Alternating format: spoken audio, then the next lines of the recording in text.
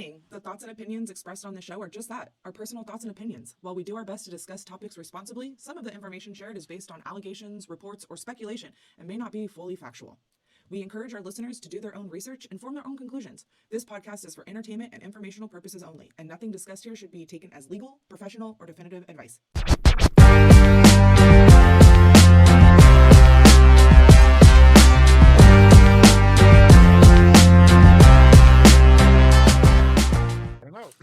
And we're back. Welcome to episode 7 of the You Don't Say That podcast, the show where each episode we come together, we tackle stories about culture, relationships, life struggles, and unpacking the chaos of current events. We've got you covered with real talk, relatable advice, and a lot of humor, dark humor. I'm sure as you guys been following along, it's pretty much basically all dark humor. And we're here to talk about it all. It doesn't stop there. We love connecting with you guys, so please submit those questions. This week, we did take a break from gathering those questions. We kind of want to go over a couple more topics this week. We have a lot of good stuff that we want to go over, and I think we're going to have a fun time doing that. But if you guys did want to participate, please follow us on our Instagram account at the You Don't Say That podcast Instagram page. And join the conversation and be part of our growing community. Thank you guys for all the support. We've been growing very steadily, but surely. It's been awesome to hear all the feedback from everybody. Thank you. Thank you guys. Yes, it's been awesome. Please keep sending us feedback. If you guys listen to an episode, let us know what were your favorite parts about the episode. I love hearing that stuff. Comment, like, subscribe. Don't forget to comment, like, subscribe, share, and yeah, help us grow this podcast. And we love hearing from you guys. Today, I'm joined to my right, Saul. Should I give you your last name? I don't know if you want a last name. No, that's cool. First name's good. Cool. Yeah, First name's good. Yeah. All First right. name basis. Yeah. By the boy, Saul. We got the lovely Lindsay here. Hello. And we have the not so absent today, Adrian. 2 weeks in a row. 2 weeks in a row. 2 weeks in a row, baby. And yes, so we're back, episode 7. So thank you guys, all the support. Before we get started, I want to get into how everybody's, 2 weeks has been since our last episode. Does anybody have anything on the front of their mind that they want to go over? If not, I will go because I got something I can fire off. But I like that. Yes. Send it. Yeah, fire off, bro. Send it? Okay. Yeah. So this past week, me and Lindsay got an unfortunate email this week. So I want to kind of share. So we rent this place that we're in. A lovely home. Yes, it's a lovely It's home. served us well for the last 7 years. We've been renting for about 7 years. Almost to the day. Almost, right? Because Elias Yeah. is like 8. We got here when he was like 1. We had his first birthday here, but we moved in February, and his birthday's I there. remember that. Yeah. Yeah. Yeah, and it's super dope. Everybody was here. Show the picture, with the shark. I remember that. Yeah. So, Pop-up photo. yeah. But we got an email from our landlord that we weren't supposed to get. So we had someone visit our house. They were inspecting the roof, right? Normal stuff. And right, the landlord had texted me, which he usually does. Hey, somebody's coming. They're supposed to come between 11 and 1. They're just gonna check the roof. They don't have to come inside. Nobody has to be home. And I was like, all right, cool. And then later, I hardly ever check my personal email. Not much that I need to go there. But I just happened to check my email, and I look, and there's an email from my landlord that I wasn't supposed to be looped into. As it says in there, do not tell the tenants. Yeah. It said that on the Yeah. Said it on the in the original email, basically they're asking this person to come and put it on their schedule to come and look at the roof, and the house may be sold in the spring. Please do not tell the tenant this. So there's nothing concrete necessarily in that in itself, but we have a buddy who does property management, and we spoke to him to get his opinion on what the hell could this mean. Like, why would we? Our good friend Eddie. You guys all know Eddie. Sure, Eddie. Yeah. We'll just put him out there in case maybe you guys want to use him. Right. Yeah, he can help you find a place. He probably can help you find Yeah. a place. So I asked Eddie. I called Eddie immediately when she forwarded me the email. I'm like, hey, what could this mean? Like, why would we not be? Why Right. should we be in the dark about this, right? Yeah. And he essentially chopped it up to this. So they're going to be selling the home, right? The price of the home in 2010, which was when it was last sold, 2009. 910, was around $300,000 in that ballpark. Obviously, that's not what it's going to sell for today. What we've been paying in rent has been sufficiently enough to pay that comfortably for them. Yeah, we basically pay double their mortgage And on the home, which like cool, totally fine. You know, like that's business. right. So Yeah. we got locked into something awesome when we first moved in here. They pretty much said that they're looking for long-term renters. So if we moved in then, which was around 2017, It was 2017, yeah. that they wouldn't raise the rent, which is fine. We've had maybe one increase in rent, We've which has had been fine. two, Okay, two. and yeah, and it hasn't been anything that hasn't like significant or like put us back, and it's always worked out. You know, like lucky for us. I mean, my husband has a great work ethic. Like we've never gone without, that's for sure. You know, but yeah, we've been very lucky. We had instances where our dryer went out and the landlord was like, all right, I'll cut you a deal. You go ahead and replace the dryer yourself, and we won't raise your rent until at least next spring. And so Right. we replaced our dryer for $50 and avoided a possible $200 Right. increase per month. So we've had a great Yeah. situation here. The landlord and us, we've had a great working Yeah. relationship, no hiccups or anything. We just we were literally just saying to each other, like 3 weeks ago, we're never moving from here if we can avoid it. Just because it's a nice area, it's pretty quiet, Well, you know. the like- market just isn't as friendly yeah. to the amount of space that we're using now. Yeah. Payment wise, we'd have to pay double. Yeah. So if we were to buy, Mm-hmm. and asking Eddie, you know, what do you think this house would be listed at from maybe the new selling point? And he was just like, well, you're probably easily going to end up paying $1,000, maybe $1,200 more. That's what he would list it at if he was in charge of this property.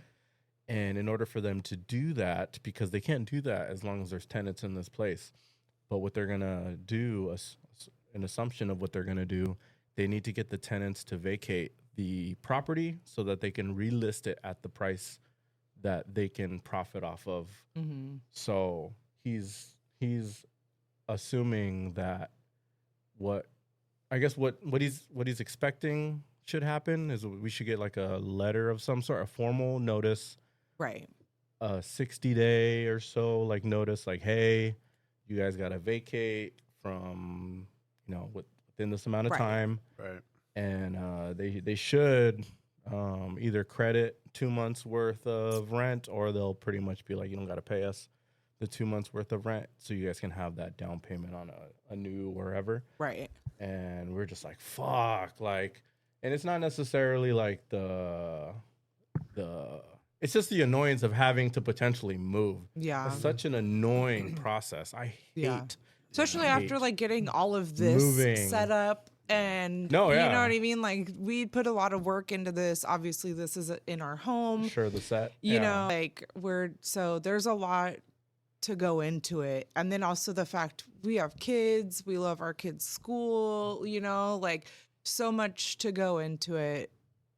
Right, it's a And pain in the ass. Pain in the ass. So It'd be really cool if like you could move out of your place and we could just rent from you. Your But place wouldn't be bad for us, you know? Like so. Smaller than this place. It's just one of those Yeah. things. It's never a good time to move, I don't think. no. And I mean, maybe it's a blessing in disguise to Yeah. go out and either purchase something or like kind of get a little bit uncomfortable to grow. Yeah. You know, maybe figure out something. Has purchasing been something you guys have been talking about? we've always wanted to buy a home, and it just hasn't ever been the right time. And right now, what we're trying to do is pay down some debt, credit card debt, Sure. which in this grand scale of things probably isn't as much as some people's credit card debt, but it's, It's still just yeah, it's another still monthly debt. payment we want to Yeah. get rid of. But we have paid off our cars, and Mhm. knock on wood, like hopefully nothing, goes crazy with that. But Right. I mean, we've made some, purchases for this, and so Well, and the paying off of those things have allowed us to kind of, Right. But I mean, we also replaced our washer. We have, just things that we like to do. We have our annual passes. Maybe we wouldn't have upgraded those if we had known this ahead of time. Just there's like a lot of things that like now we have to like really think through things, and sure. we were comfortable for sure. So is there something wrong with your guys' roof, or they just No, weren't supposed to loop you into the email? I think This- it's for insurance purposes. Yeah. Oh, So before the they sell. insurance was canceled, or was going to cancel, because they needed the roof to be inspected or whatever. They just redid the roof a little while ago, so it should be fine. They just needed, An inspection, Yeah. right? Informal. yeah. So, but that's it. But no, there was nothing wrong. But you haven't with gotten a it. letter officially yet? No, saying you guys we have to haven't got vacate? anything. No, I've been kind of sitting on how I should approach Yeah. speaking with our landlord, and They know you. They know you guys saw the email. I think they They should- did. they should I know. think they did. Yeah. I think it's kind of hard. Right. You Because just- when you open an email, you see who's CC. who's on it. the So, maybe get ahead of it. Just bring Well, it and up. what's I funny want is, to. yeah, It's the- only been like 2 days, Yeah. 2 or 3 days since I we will get found it. out. Then one on Monday. And because we have such a cool kind of relationship, I'm hoping that we can just be straightforward and just kind of be like, hey, we got this email. We noticed we weren't supposed to be on it, but we got it. So we got to ask, we're a family. We got to kind of figure out what to expect for the future. Mhm. Right. And is there anything that we need to anticipate to Right. happen? Or maybe nothing's going to happen. Who knows? Right. I really don't know. Yeah. But it's kind of just one of those things that, we asked. And like, I personally would love to stay in this area. Like it's a nice area. Again, the kids' school, just not having to like worry about anything like that. Like, Sure. but That's the hardest part. Is like yeah. Yeah. them having to move to a whole new school, Right. adjust to it. Yeah. Mhm. That's tough. Yeah, and I mean, with Elias's autism and his learning differences, I don't know how. Yeah, he's already found somewhere Yeah, he but likes. and I mean, he's comfortable at his school. We have the bus. We're very lucky in like everything that we have. But Yeah. So I've been just kind of sitting on it a couple days and kind of just going over in my head what makes sense. But I'm definitely gonna either email or call, just kind of call them or text them, just let them know like, hey, came across this. it's I You mean, know, I let's don't call wanna- him and like definitely just kind of catch him off guard, kind of Yeah, thing. see what they're saying. And yeah, I would give them a call. Just be like, Yeah. hey, look, I got this email. Like you said, we're a family. We kind of need to know what's going Yeah, on. and yeah, know, and if like you have a let good us at least relationship like with them. save the money, like make sure that we know ahead of time so that we can like prepare ourselves. I mean, we definitely would write it out to the end of like before we moved out. sure, So, but I at least want to have an idea on what to expect. 'Cause at least I would like to take the time to maybe go through Oh, the no, process of absolutely. speaking with a lender and kind of seeing what we can afford, and mhm. if it doesn't seem advantageous compared to just renting right now, then maybe I can wait it out another year and see what the what the landscape looks like Yeah, then yeah, for yeah. housing for real estate. But the more time, the better. I would imagine to do that kind of stuff. So For sure. yeah, so Yeah, no, I mean, I think hopefully, if anything, it ends up just being a blessing in disguise of like being able to be prepared right, because ahead of time and like. I would like to still figure out a spot where I can have space to potentially just Mhm. pick up this and just Right. plan it somewhere No, I think comfortably. yeah, I think a townhome would be just ideal with having the bottom floor just kind of be dedicated. That's to what I this. want. I Yeah. want ideally a townhome with a drive-in garage that I Mhm. would not use to drive in and just use as a workspace for the candles. Right. Yeah, That's ideal, but yeah. it's hard to find that. No, I yeah. mean, we have You a can find it. backyard. It's Yeah, like $700,000. No, well, Yeah. It's just the price of Yeah. everything. the backyard is nice, but like we don't ever really use the backyard. Yeah. Like The backyard is it is what it is. It's cool. It's cool to have when it's nice to have when we want to have a party in the summer or anything like that. But anywho, that's I guess That's a lot, dude. That's kind of stressful. That would fuck me up. It is stressful, but I'm trying to not dwell on something I can't control. Yeah.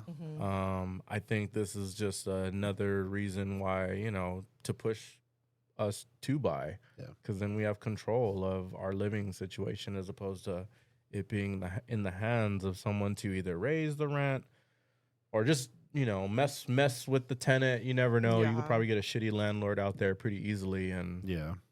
that's not just, Yeah. we're not in that situation, but No, this guy's anytime been you so rent, cool. anytime you rent, you're at the, at the mercy of whoever's Right. in charge of the Yeah, property. somebody else. Though I understand that there's laws and rules in place.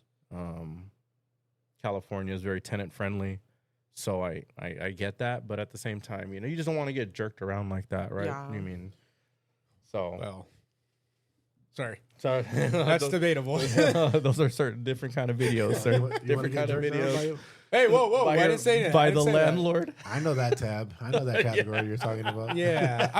Whoa, jeez, guys, type of you're real making a lot of estate- insinuations here. Real estate We're agents, picking to like, put it down. Yeah, somebody's putting something down. But what you guys got? if you guys decide to buy, you gotta let me know what area you're thinking about. Oh, 'Cause yeah. maybe, Yeah. I mean, maybe I can buy in the same area. Right. We're open to a lot of areas. Like I'm open to East County. of course. We're Same. we're Same. open to Santee East has County. some really nice places. Yeah, Santee, even Lakeside has really Yeah. nice places, and yeah, it's hot during the summer or whatever, but it's not a bad It's still area it's to San grow Diego. up in. Yeah, you're Yeah. still 20 minutes away Well, from damn near everything. Right. And Mountains, and it ocean. Yeah. it really is a tight knit community because The clan. yeah, clan, well yeah. Well, you'll fit in perfectly. fit no, right. no. I mean, but It's you only know, one race. So we're you gonna worry about anything else. you go to your elementary school. There's only 2 middle schools, and then you go to 1 high school. I thought you were gonna say there's only 2 races. Everybody that lives in Lakeside, So you grow up with people your whole entire life, if you live there. So That'll be the start of the Yeah. cul-de-sac.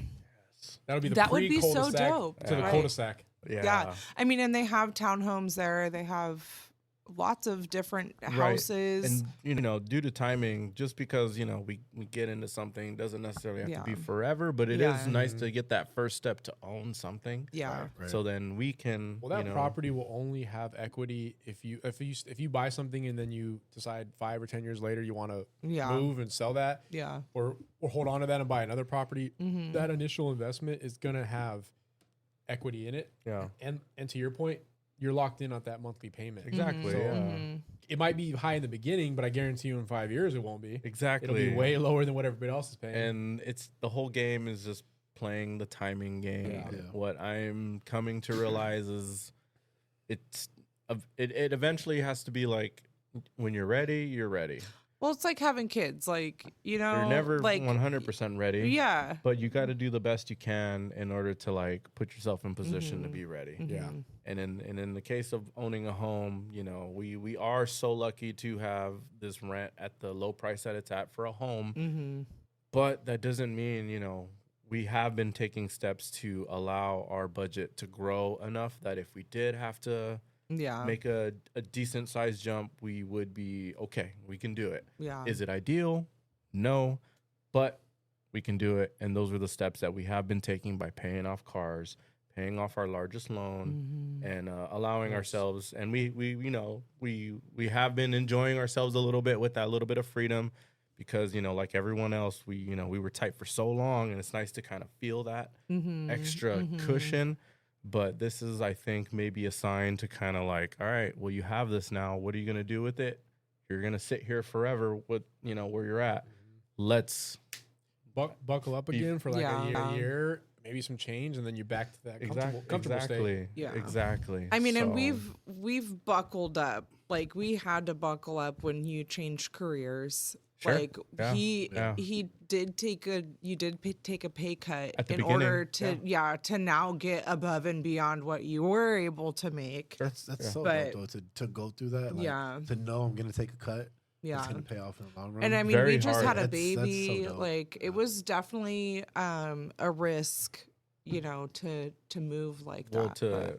to speak to like starting over, Yeah. it's such a risk that I know a lot of people don't A lot of people don't feel comfortable, doing. No. Doing, but You gotta have like the utmost confidence in yourself. right. That's like betting But like on yourself. he's very calculated. He thinks through He likes everything. calculus too. Yeah. He He's very he- calculated. He researches everything before he buys something. Try to. He you know makes sure that he's taking into account not just himself but like the family as a whole. Right. I mean his work ethic was for sure one of the first things that I was like, He's got a good Right. support Yeah. system too, and you though. right. Yeah, you- I mean, You gotta have a good support system to It take goes- a risk like that. it goes Definitely. both ways for sure. You Right. know, we help each other, but he's this guy. He literally called off for the first time a couple weeks ago when he was sick Yeah. Yeah. before Yeah. Christmas, and that was the.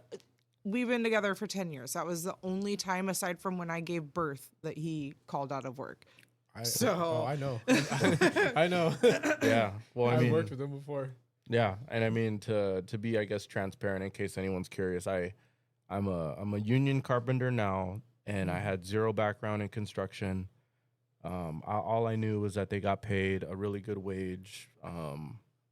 But the thing was, I had to go in as an entry level apprentice, start from the very bottom. But as time gets put in, you get guaranteed raises based on the hours you work. The education that you. And you go to school. You gotta complete school. Are and you a stuff. journeyman now? I'm a couple months away, so I go to school next week, and I go to my final period, my 8th period, and all our wages are online. But I mean, I don't really. I'll be transparent. So I'm jumping from like 36 to about 41 with this next class. Pretty good jump to me. It's and a big jump. It's a $5 is $5 huge. jump. Well, I Yeah, mean, yeah. imagine is huge. when Yeah. he started in what 2021. Yeah. You started. You were making 17. $17 an hour. 17, So- and I had a salary job that was very stable. I had been doing that career for about 7, 8 years, something like that, from 2011, and I left in Your best friend was your 2018. boss. You That's know, like a 12. That's like a 12.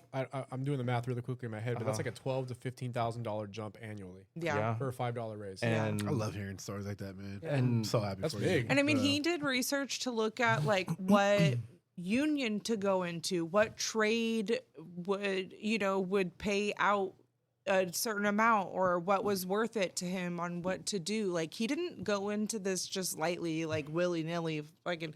Oh, this is what you get. He like made decisions, and he like made it work for him. And I mean, lucky he knew somebody to get him into this union, but it's really not that your hard. your cousin, Really, right? all you have to do is show up. They Show tell up you and not be literally. that's the Go to secret the- to any Right. job. Go to the yeah. union hall. They tell you where to show up. You show up. You got boots. You know, Like any that's- job, show up yeah. prepared. And to me, what I've learned, right, in my 35 years and however many years working, since I was like 15, somewhere in there, like anything, if you just show up and you have intention to learn and like do good at your job intentionally, you might not know everything at first, which in this case, I knew absolutely nothing. I didn't know the difference between certain drills, certain tools, certain screws or nails, Right. or I He didn't know have- nothing. Yeah, I knew yeah. nothing. You know how to I, screw stuff really good. I now, grew. though. I've heard you're a nailer. I grew. heard you can I nail. screw around a whole lot. Yeah. I grew up with a single parent mother. My grandmother would be there to help. No, as you guys probably remember hearing my last episode, if you did, no male showing me nothing like that. So all I knew is that I would just go in there, and I figured out, I would bet on Right. myself. I'm a decently smart guy. If these people can learn it, why can't I? And that's pretty much how I Right. went into it. You and definitely have to be open to learning, yeah. and you have to be open to really putting the blood, sweat, and tears Well, into it. Like literally, I'm So- learning even I told her this the other day. I'm just like, I think that's just like a personality thing, because even to be here at this podcast table with ourselves, to me it's the same mentality. It's almost like this. You kind of gotta have this like how would I put it? Like this illogical faith in yourself kind of thing, to think that you can start a podcast and think that anyone would give a fuck about anybody. Why would you start it? There's so many people that talk about the same stuff. Yeah. Would you do it? And to me, like, those are the same things that I'd hear other people why they never started it. We're no different than anyone else. I mean, that's probably why people like, listen for the few that have listened so far. They can kind of like connect, like, oh my God, I have the same conversations with my friends. They're so funny too, just like my friends, yada, yada. And there's really no difference other than the fact you just kind of got to believe in yourself and do it. There's almost like a sense of like, it's almost irrational. Irrational was the way. It's almost irrational. And if you were to look at it logically, and you were to say, okay, based off the percentages of people that are successful doing podcasts, bet on yourself. What percentage are we going to be successful? And like, if you look at all that data, you're like, this isn't a good time. Yeah. This isn't a good investment of your time. But then you see one listener. It's never a you good see time. One subscriber. Next, you got 2. You got 10. Right. I got 20. We got 30 people. Dude, I get excited when people hit me up and they're like, hey, when are you releasing the next episode? We just released one a couple days ago. No, I already listened to that. I want to listen to another episode. I'm exactly. Like, really? That's awesome. And especially what Eddie said about the last episode we did. Eddie was saying, the thing I liked the most about your guys' last episode was how vulnerable you guys got. Right. Like he said that's what I could relate to the most. Right. And that was awesome to hear. Right. And while we're doing it, like, we're just kind of enjoying ourselves in conversation. But I'm looking for the right word. It is, but to speak on that, what you said earlier, I don't want to say it's like illogical confidence, or I don't know what it is. Well, irrational, I feel like is pretty on the nose. If you want to do something different or something that's never been done before, you have to.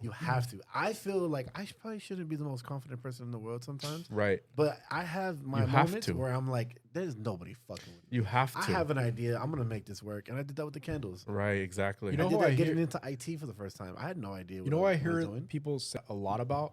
Kanye West. Yes. People call him crazy and like off the rocker and a lunatic, which he is. But that craziness is also what makes this profound music, right? That bravado, that nobody else can create but Kanye. So I guess there's something in there that you pull out. Yeah, I don't know how to word it, but yeah, it's like an undeniable confidence in what I do.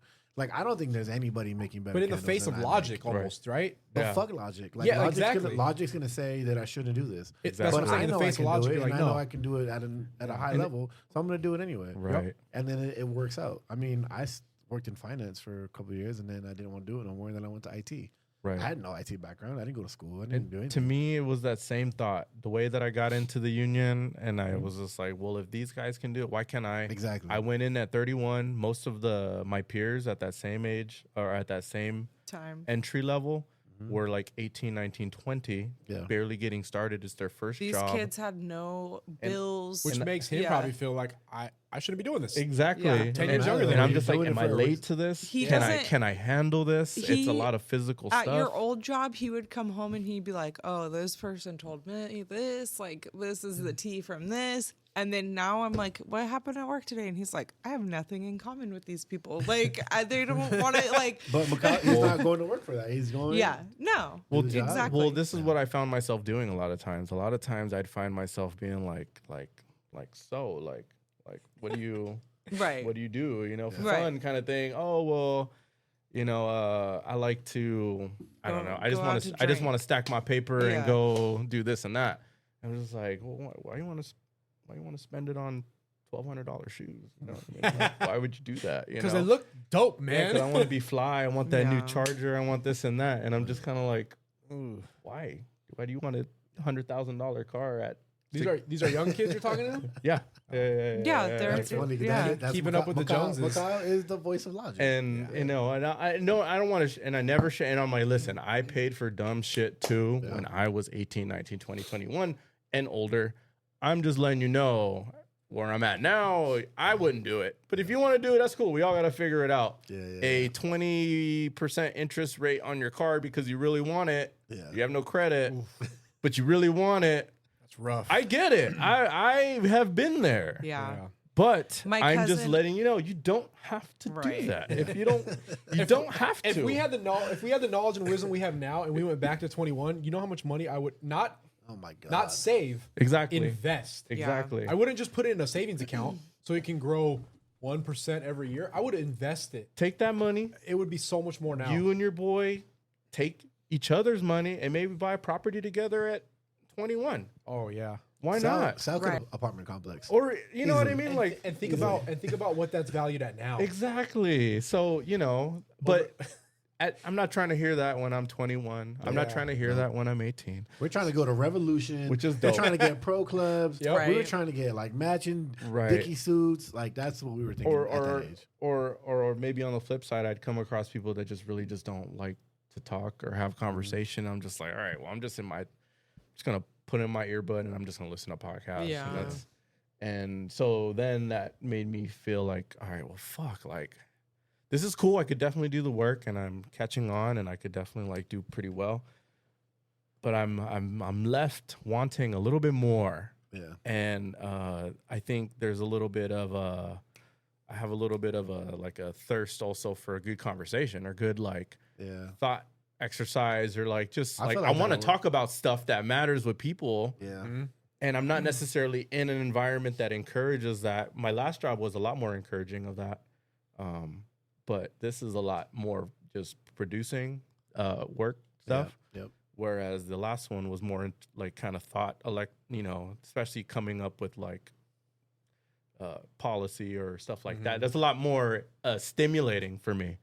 A lot Creating. a lot of problem solving, critical I thinking. like that. I like Yeah. creating. I like figuring out how to do that. I like producing. I like Well- we produced a show. You know what I Yeah. mean? Like this is probably That's why fun. this is so meaningful for you. Like Yeah, it's this fun. feeds Yeah, into he's your in this his feeds element. into your. I mean, your it is creative really outlet. it is really cool to drive by Snapdragon and be like, your Sure. dad built that. Yeah. You know, Or- because like yeah. really the things that he does, you are the things that you actually see. He laid a lot of Yeah. pipes there. He Yeah, did yeah. a lot of rail. Yeah, He, I busted my ass Yeah. a lot all over that stage. yeah. But Your job is very sexual. it is. Sorry. man. Yeah, wood stretching. Wood, jeez. Wood stretchers. Wood Yeah. stretchers. One of Yeah, I our heard about questions that. in I heard that about past that. episode. Oh, that's right. wood That's right. stretcher. Yeah. Yeah. But yeah. yeah. I had a friend who he poured concrete. Okay. Yeah. And he said every day he pumped miles of hose. Yeah. So, Yeah. There you go. That's a good one. So shout out Craig this if you're listening. this itches my it scratches like an itch that I have Yeah. It's your outlet. It's a creative conversation outlet. wise, Yeah. you know. Yeah. It is really, and also the kids, they see anybody wearing high vis. Oh, look, that's my dad. Oh, our kids. Yeah. They, But, yeah. they think he does everything. I guess we get into all that to say that there shouldn't be any obstacle, that there's no reason for you to think that you can't do something ever, I think. Because there always had to have been one person who just got brave enough to just try. Right. And usually people weed themselves out. Usually, if you stick with something long enough and you have intention to be really good at it, usually your competition, if you're stubborn enough, are going to eliminate themselves. I feel. You just gotta not be scared to fail. But it's I've never been scared to fail. Right. I've tried so many different things. Like, Right. Career wise, I didn't know what I wanted to do for a long time. Right. And just I went and I did it and I tried it. And if I failed, all right, cool. Then I know I don't want to do it again. right. The candles, like I tried and So you tried a dick in your ass before? why you gotta go there? Whoa. No, I was going to no. say genders, but that's aggressive. Christ, Lindsay. You said you tried everything. That's aggressive. Whoa. I was going to say genders. We're but- talking about careers. You're over here talking about dicks and ass. Oh, okay. She's All crazy, right, dude. all right, She's all right. crazy. Goddamn Sorry. white people. So- See, Trump takes over and then all the white people But- go crazy. But to Macaulay, I think people's biggest obstacle is themselves. Exactly. 100%. Yeah. And I know that everybody is going to say, yeah, but not everybody starts at the same starting point. You're right. You're right. There are people that have from from the jump, they have more opportunity. They have more outlets. That's true. But that doesn't mean that if you have less opportunity and less outlets that you can't achieve those goals. What it means is you have to be more disciplined. Right. And you have to work even harder. Right. But you can get there too. Yeah. You're your biggest obstacle. Yeah. I think so. And ADHD is my biggest obstacle. So I've, but I have found ways to like help myself, Right. and I take medication, helps me. I set timers. I have a timer for everything, like I have a timer for when I need to go on break at work. I have a timer for waking the kids up. I have like 6 timers to get them on the bus, But at the same time, you're probably way better at managing multiple things at the same time than we are because your brain is wired to think about multiple things at the same time. Sometimes there are some things that I can like do all at the same time. I'm really good about like kind of cleaning up while I'm cooking. Like that's kind of a multiple thing, at one time. I'm not sometimes though I get very like tunnel vision, and if you bug me while I'm doing whatever that tunnel vision is, that's like when we have problems. But I also have very bad procrastination, and that's the executive disorder, is me knowing like but I don't know how to like how to get That's me. started. I have that problem too. Yeah. I'm Sure. the worst procrastinator. Yeah. Sure. So that's my thing, but then once, like I'll hold off until the last hour, but I'll get all of my work done in that hour, Sure. Yeah. So that's, which makes you think, well, I've done that too before at work. But then I say to myself, well, what happens if I would have gotten all the work done in the first hour? What more could I have done in the next 8 or 9 or 10? Yeah. Like probably could have done a lot more. And I'm guilty of that too. But I think like kind of going back to not everybody starts at the same point. The people that maybe don't have as much opportunity and are a little disadvantaged, they do have to work harder and be more disciplined to make up that gap. But the goal is still attainable. And I think some might even argue that the reward when they get there is even better because they had to work that much harder. Right. Like there's but my reward brain, in the work. right. My brain doesn't see that long-term reward. My brain is looking for a reward like 5 seconds from now, because if I'm not constantly getting that reward, it doesn't exist to me. I also have a thing where if I can't see the item in my house or, whatever, it's tucked away, to me, it doesn't exist.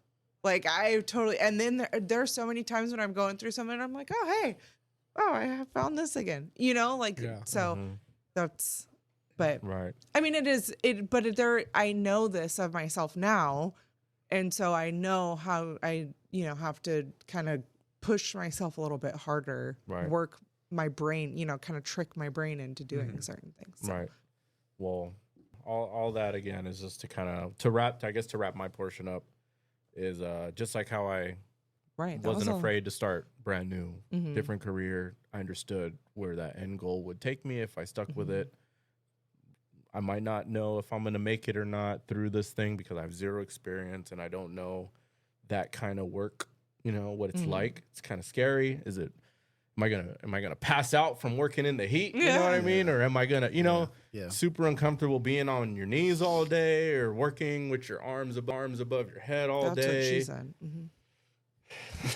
The oldest trade in the book. The oldest trade out there. Right. Shout out to them. You whores. Yeah. Michael Scott. You wish you could get paid for sex. I should get paid. That's his retirement plan. Yeah. Okay. Right. To irrationally thinking it makes sense for any of us to mic up and put it on the internet. So I don't know. Call me irrational, but that's just how I'm wired. If I have an idea tomorrow that I want to do, you're gonna do it. If I'm passionate enough about it, I'll probably try it. Because to me in my head, regular people do it all the time. Why can't I do it? Right. So I just got to figure out how they did it. And there's worse people, more boring people, more idiotic people out there that are doing. More boring implies we're boring. I don't think we're I boring. mean, no, but like, yeah, we're awesome, and there's people that are boring. More like, She's like, what? No. yeah. Anywho, there's worse people out there doing the same thing. Yes. So Yeah. that's a highlight or low light of my week, but it's definitely a talking point of the week for me. And I guess I don't know if you have anything to add about your week. I know that was probably a highlight for you too, but I don't know. Not a highlight, God. The house thing was not a highlight, but that's what I mean. Yeah. I'm so boring. I don't leave my house. You're just cats, I know. Right. No, I mean, my girlfriends and I, we are planning a trip. There you go. For May. It's me and my 2 girlfriends. Hold on. What 2 girlfriends? They're married, so fuck off. Skip the story. He said, never mind. Everybody skip past next time. Right. No. How's the cats doing? How's Princess Young? That was a good week. I don't trust you. I wouldn't hook you up with anybody anyway. I'm great. What do you mean? I'm amazing. No, because I know that you're not ready for a long term, and I'm not trying to that? I don't know, but Your actions. I'd rather. Okay, no. Anywho, yeah, my 2 girlfriends and I were getting ready for a trip. We're planning. Where you plan on going? Originally, we wanted to go to Zion because that's like a pretty good middle point. My best friend Diana, she lives in Colorado, so Zion would be like a decent. It's in Utah, right? Mm-hmm. Yeah. Yeah, but that's like almost middle. But we would each have to drive. There's not really airports that take you to Zion, and we ended up deciding Palm Springs was better. Diana can fly from Colorado. My friend Carice and I, she lives down the street. We'll drive. She's got a Subi, so we're gonna Subaru? Mm-hmm. Okay. I thought that's what that was. Yeah. I wasn't sure. Suburban. So we're gonna be driving the Subi to Palm Springs and just spend Friday through Sunday there and have a good time. And I've never been to Palm Springs, but I've heard good things. yeah, I've been there once. I've been there one time, and I mean, I had a pretty good time. We're gonna do moo-moos and margaritas and just hang out and try to go to the pool. And What's a moo-moo? Yeah. remember that thing You know that what I a wore moo-moo to the beach that time? The dashiki? You're so ridiculous. That's a moo-moo? Yeah, that's a moo-moo. Okay. But How yeah, do you so spell It looked great. I'm not saying moo-moo. I'm not saying anything bad about it. I didn't know that was a moo-moo. It looked like you were in a Wakanda Yeah, just Forever something movie. like that. Look at these moo-moos. No, she was wearing one that was straight out of Wakanda. Shut the fuck up. You're so ridiculous. But yeah, those are moo-moos. So In margaritas? yeah, we're just That's gonna. not bad. Moomoo's pretty I just- cool. Yeah. You For can the- lift them up. As For long the as you can lift record, them up. I want the audience to know Lindsay looked great in the moo-moo. She really did. I'm just giving her a hard time. Yeah. It's like a sundress. You know? It is. Yeah, it's a loose, flowy dress. We're Very unattractive. It's we're- perfect. Yeah. Diana is literally just turned 40. I'll be 39 in September. Like we're not trying to like attract anybody. We're just hanging out. You're not going to with the Moomoo's. You'll be okay. Exactly. worry. So yeah, we're just gonna Maybe some Africans. I don't know. we're gonna drink some claws and hopefully break no laws. So. All right. What's that video? Very cool. What was it you sent me about the coolest African ever or something like that? Oh, that was our looking like a brand new African. That one? No? Oh, that was OCDA, Yeah, right? that's Looking like a OCDA. brand new African. Yeah. Oh, that guy's. But yeah, awesome. so Shout out Calamar White. if anybody has any suggestions for our quick trip to Palm Springs, let me know. Like what to do? Yeah. Isn't Oh, there okay. something you can do that you go on this? I don't even know what they're called. Like when you go snowboarding. Yeah. And they take you up the lifts that take you up to. Some mountain or So something. it's a basically I did that when I was in Palm Springs, and yeah, you ride this cable car up the top of the mountain, and you basically go from the desert and you go up to the top of the mountain. It'll be like 110 degrees down in the desert. You go up to the top of the mountain, it's like 75 degrees. It's so nice. That's pretty cool. And it's super cool because it was actually like there's the indigenous people, that was their summer place that they lived. They would travel up the mountain during the summer. Yeah, because down in the desert. And so that you can see petroglyphs, I think is what they're, you can see like their no way. Yeah. Etchings and stuff. Oh wow. Yeah. And I mean, you do like hikes and stuff. It's like a whole thing. What's this place called? Indigenous. That's like neat. feather. That's like feather Indian. What's it called? Where's this Indigenous. place? Where's this place called?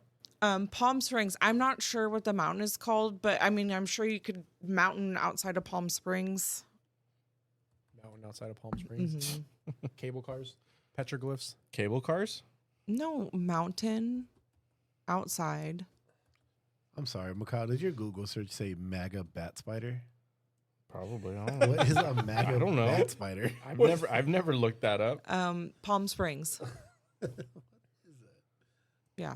Sure, it's newsworthy. Look at right there. I'm sure it's newsworthy. Yeah, there it is. Mount Whoa, those are some nice views. San Jacinto Peak. Yeah. Oh, I Yeah. have heard of that. I didn't know It was pretty cool. Like it was down. Wait, so you've done this, Lindsay? Yeah. Oh, that's dope. All right, so when Lindsay gets back, we're gonna do a boys' trip to Palm Springs, or maybe Vegas. Right. Vegas I mean, is easier.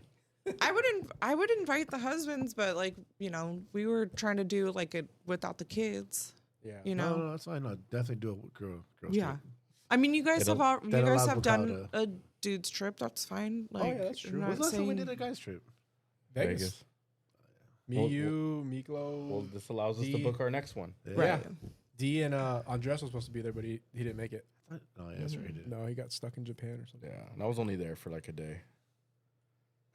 That's true. Mentally. I was about to say you were there the whole time, but yeah, No, he you were was only gone. there for like a day. Yeah, you were passed out in the room Oh my god, I went while hard. something was happening next to you I went that you were completely hard. unaware of. God, I can't believe you guys. You didn't wake up at all. Yeah, that I know was I did. I have no- that I was would've in never known. August of 2019. I had Juju in June of 2019. I saw pictures from that trip. Remember the basketball game? Oh, we were Oh killing yeah, it. the basketball airball, the basketball like beer pong thing. Yeah, Adrian almost got arrested. We made the Hall of Fame that day. I was wearing pink shorts. I just Yeah, know- we went to Target like the night before. Remember we went Yeah, shopping? I got some You got pink, shorts. some pink short trunks. Yeah, I don't know. some shorts. Swim I trunks? just know we ran the They table. were too short. Yeah, Hey, we ran the table just- while I was wearing those pink We shorts. just ran the whole Yeah. pool right there. Throwing it out there. But anywho, how was your guys' past 2 weeks? Mine was good. I just worked and then I got back into being really dialed in with my diet and Until you come here and we force you to do a yeah, show. you guys are bad influences on me. She's Reading the bad influence. reading consistently like every day. I'm Me Hustlers too. Good job. yeah. Or Playboys. It's funny. One of the books I'm reading right now There's good literature in there. in Playboy. Yeah, 100%. That's what I hear. No, one of the books I'm reading right now, there's a chapter that talks about the chapter's called just show up, and that's something you were talking about right now. It's like just showing up. Mm-hmm. You're already ahead of more than half the people Mm-hmm. because there's a lot of people that don't even show up. Right. So just going, and then if you just go consistently, there's almost like a probability that you're just gonna fall into a good position or you're gonna Right. fall into a Right. good outcome, probability speaking. So that it's funny you brought that up early because that's one of the chapters in a book that I'm reading. But yeah, I've just been locked in on the diet. You know what I noticed, man? When I am locked in on my diet and obviously like I'm drinking nothing but water, I'm getting enough sleep, I just feel so much sharper with everything I do. Like at work, working out, reading. Even reading seems easier when I'm You were taking able to care of focus my probably health. more. I don't even know if it's focus. Just the words jump off the page quicker in my brain, and like I can just read faster. I think it all goes back to diet. Like you're putting the proper fuel into your body, and it has all these benefits. It helps my sleep. Well, you're feeding your brain. I have more right? energy. Mhm. You know, I wake up easier in the morning. Like I'm less likely to hit the snooze Right. button. It just helps everything. Right. and then I come here Food and is I fuel. drink You alcohol. know, Throw it all away. right? It's one day. Like that's what you have to. So to me, it's doing that all week is the discipline, and then the reward is having a day like this where you can have some stuff that you like to enjoy, right? And then but then you need to get right back to it. Right. Not do it, not be locked in on a diet or working out or whatever that looks like for you, doing that for a week, and then the next week destroying all that and just completely going off the rails. Like it's got to be, you're doing this for a week or two, you could enjoy some of the indulgence of life, right, for a day or two, and then you get right back to it. So Nice. it's been a good couple weeks. Yeah. I need to start moving my body more. Yeah. I'm so, what is it called? Sedentary. Yeah. Sedimentary. Isn't that like rock? Yeah. Sedimentary rock. Okay. Yeah. For working from home and having such a flexible job, I'd really have no excuse to at least get my ass up just walk around the block. That's so many people though. And they say just 3 10-minute walks a day will make you feel dramatically better. Right. And I literally could just 3 10-minute just really walks. quick. Yeah. Walk I around just the block. take a 10-minute joint break. Well, that might have Can I health smoke benefits my too. joint while I walk or Yeah, not? absolutely. I would argue that that's way better. Right. Okay. All right. But yeah, that was. But that was my week. I have improved because at least I do go outside during the day There now. you go. There was a point where I literally was within the 4 walls of my house. Well, you need all the sunlight you can get. Like, let's be real. True. No, I'm okay. I'm okay with not needing sunlight. I don't. You need the vitamin D. I do need the vitamin D, but I don't need the possible cancer. True. So It's not too much. You don't want yeah. to be a So, tortilla. having 10, 15, 20 minutes at a time, that's fine. But I do need to, instead of just sitting outside, I need to like walk around outside.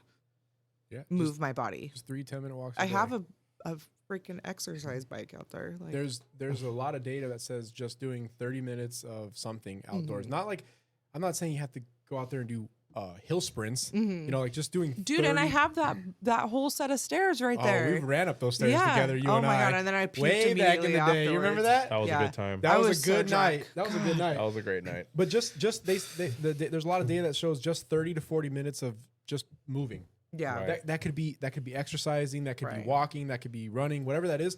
Just that alone, it lowers like all cause mortality. Yeah. I go. think by like 30%. That's huge. Yeah, that's huge. Today I was active for 9 hours during the day. So my Fitbit told me so. Oh, that's good. I mean, it was walking around, cooking, stuff like that. Right. That amazing dinner. Yeah. That was amazing. Thank you. Yeah. There's sometimes that I get so high that my heart rate is like, and it counts. tells me No. like you hit 22 minutes of zone time. That's cardio. That's You cardio. need to check that. You need to check that Fitbit. Yeah, good times. So. Adrian, what about your week? Week was cool. It was busy. Work was just crazy because I missed so much work this week. I was sick. I got sick on Sunday is like when it kicked in a little bit. And I was like, whoa, I woke up. Got that feeling like- Noro? Yeah, like I woke up and I was like, whoa, I don't feel right. I thought it was my allergies because I hung out with my brother. He had this dog who has a husky. Matt brought his husky.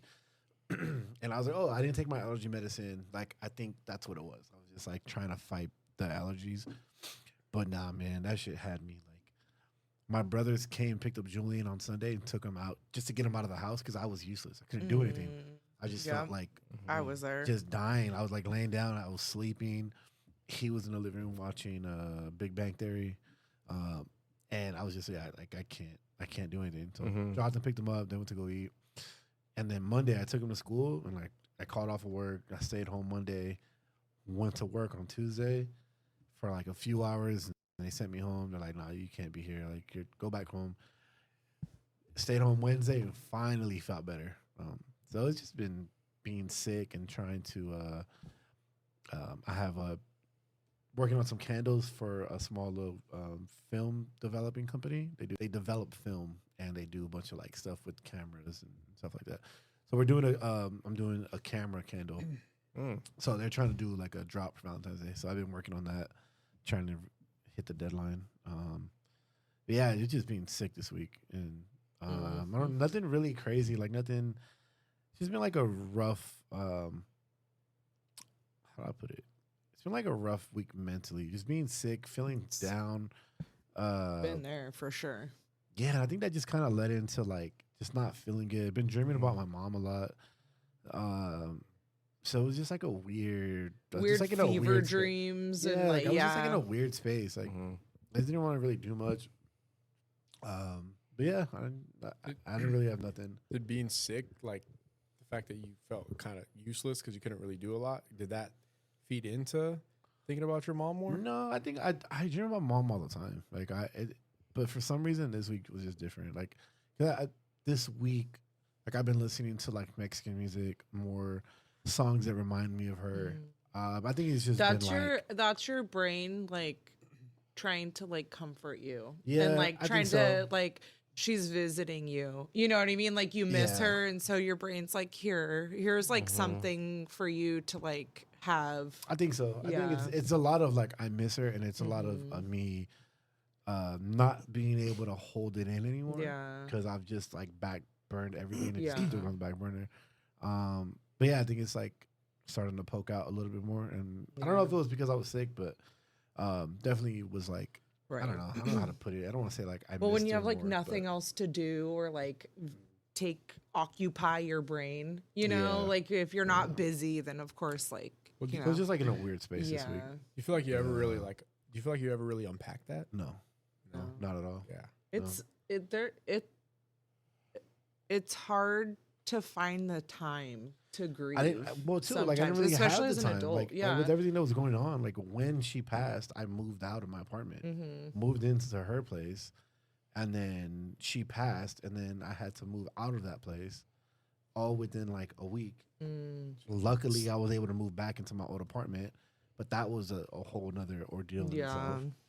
Then I lost my job like a week later. Like, so it was just a lot. Like I didn't have the time to process anything. So Yeah. and I know sucks. like we shouldn't be holding everything in, but it's kind of like what we do. So Yeah, there's no like Talk about it in therapy. playbook. well, on yeah, how I need to go. I do need to go back to therapy because I haven't gone to therapy since it's been probably over a year. Oh, since my mom passed, I know I haven't gone back to therapy since, and I've been meaning to. I just haven't like found a therapist. But. Right. Just to bounce those feelings off of somebody else, you know, yeah, and I'm like very get it pro, out. I'm and- very pro therapy. Yeah. So Yeah. I will tell you, I've talked about therapy all the time. I love it. Yeah, we're both pro therapy. Yeah, it's great. Anybody that if you're going through anything, you're not weird, you're not crazy, you're not. Yeah. Hey man, life happens, and we don't know how to deal with it sometimes. So It's an outlet. therapy, it's an outlet. So Hey, Yeah, rest in peace, moms. thank you, thank you. Yeah. It's been a rough couple of weeks. So yeah, nothing crazy. I have no funny. No stories today. No Uber stories? No Uber stories. I haven't done no Uber. I haven't talked to no trannies. You single guys, I live vicarious from you guys, and there's no fun dating. Oh, I got a story, but I'm not. I don't feel comfortable talking about that on the air.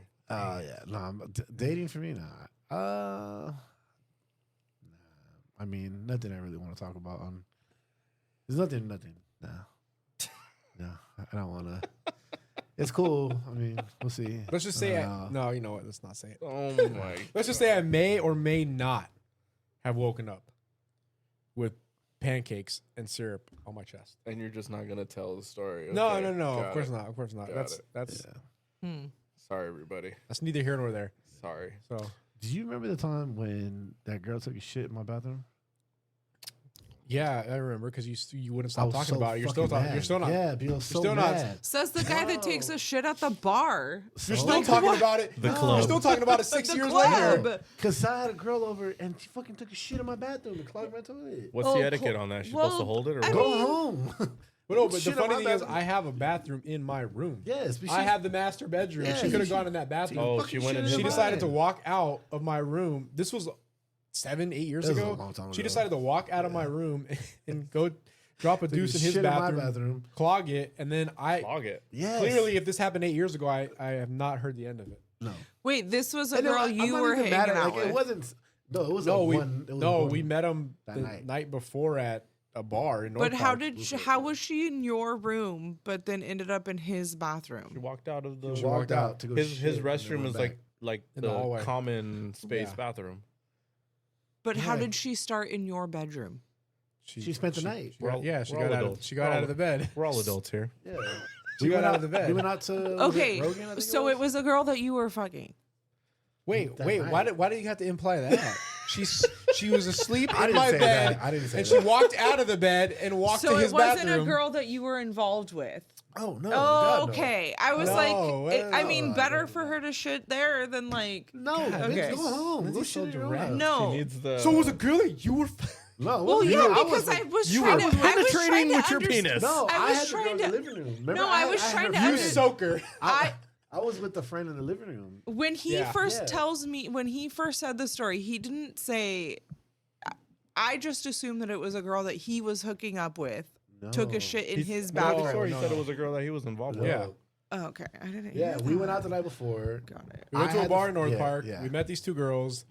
Started talking. The to one them. bar that you're allowed to go to. Yeah. Bar. No, I'm Okay. allowed to go to more than one. I can go to okay. You two. almost got kicked out. I did almost get kicked out that night. But we went to this bar. We were drunk. Yeah. We started talking Clearly. to these two girls. Mhm.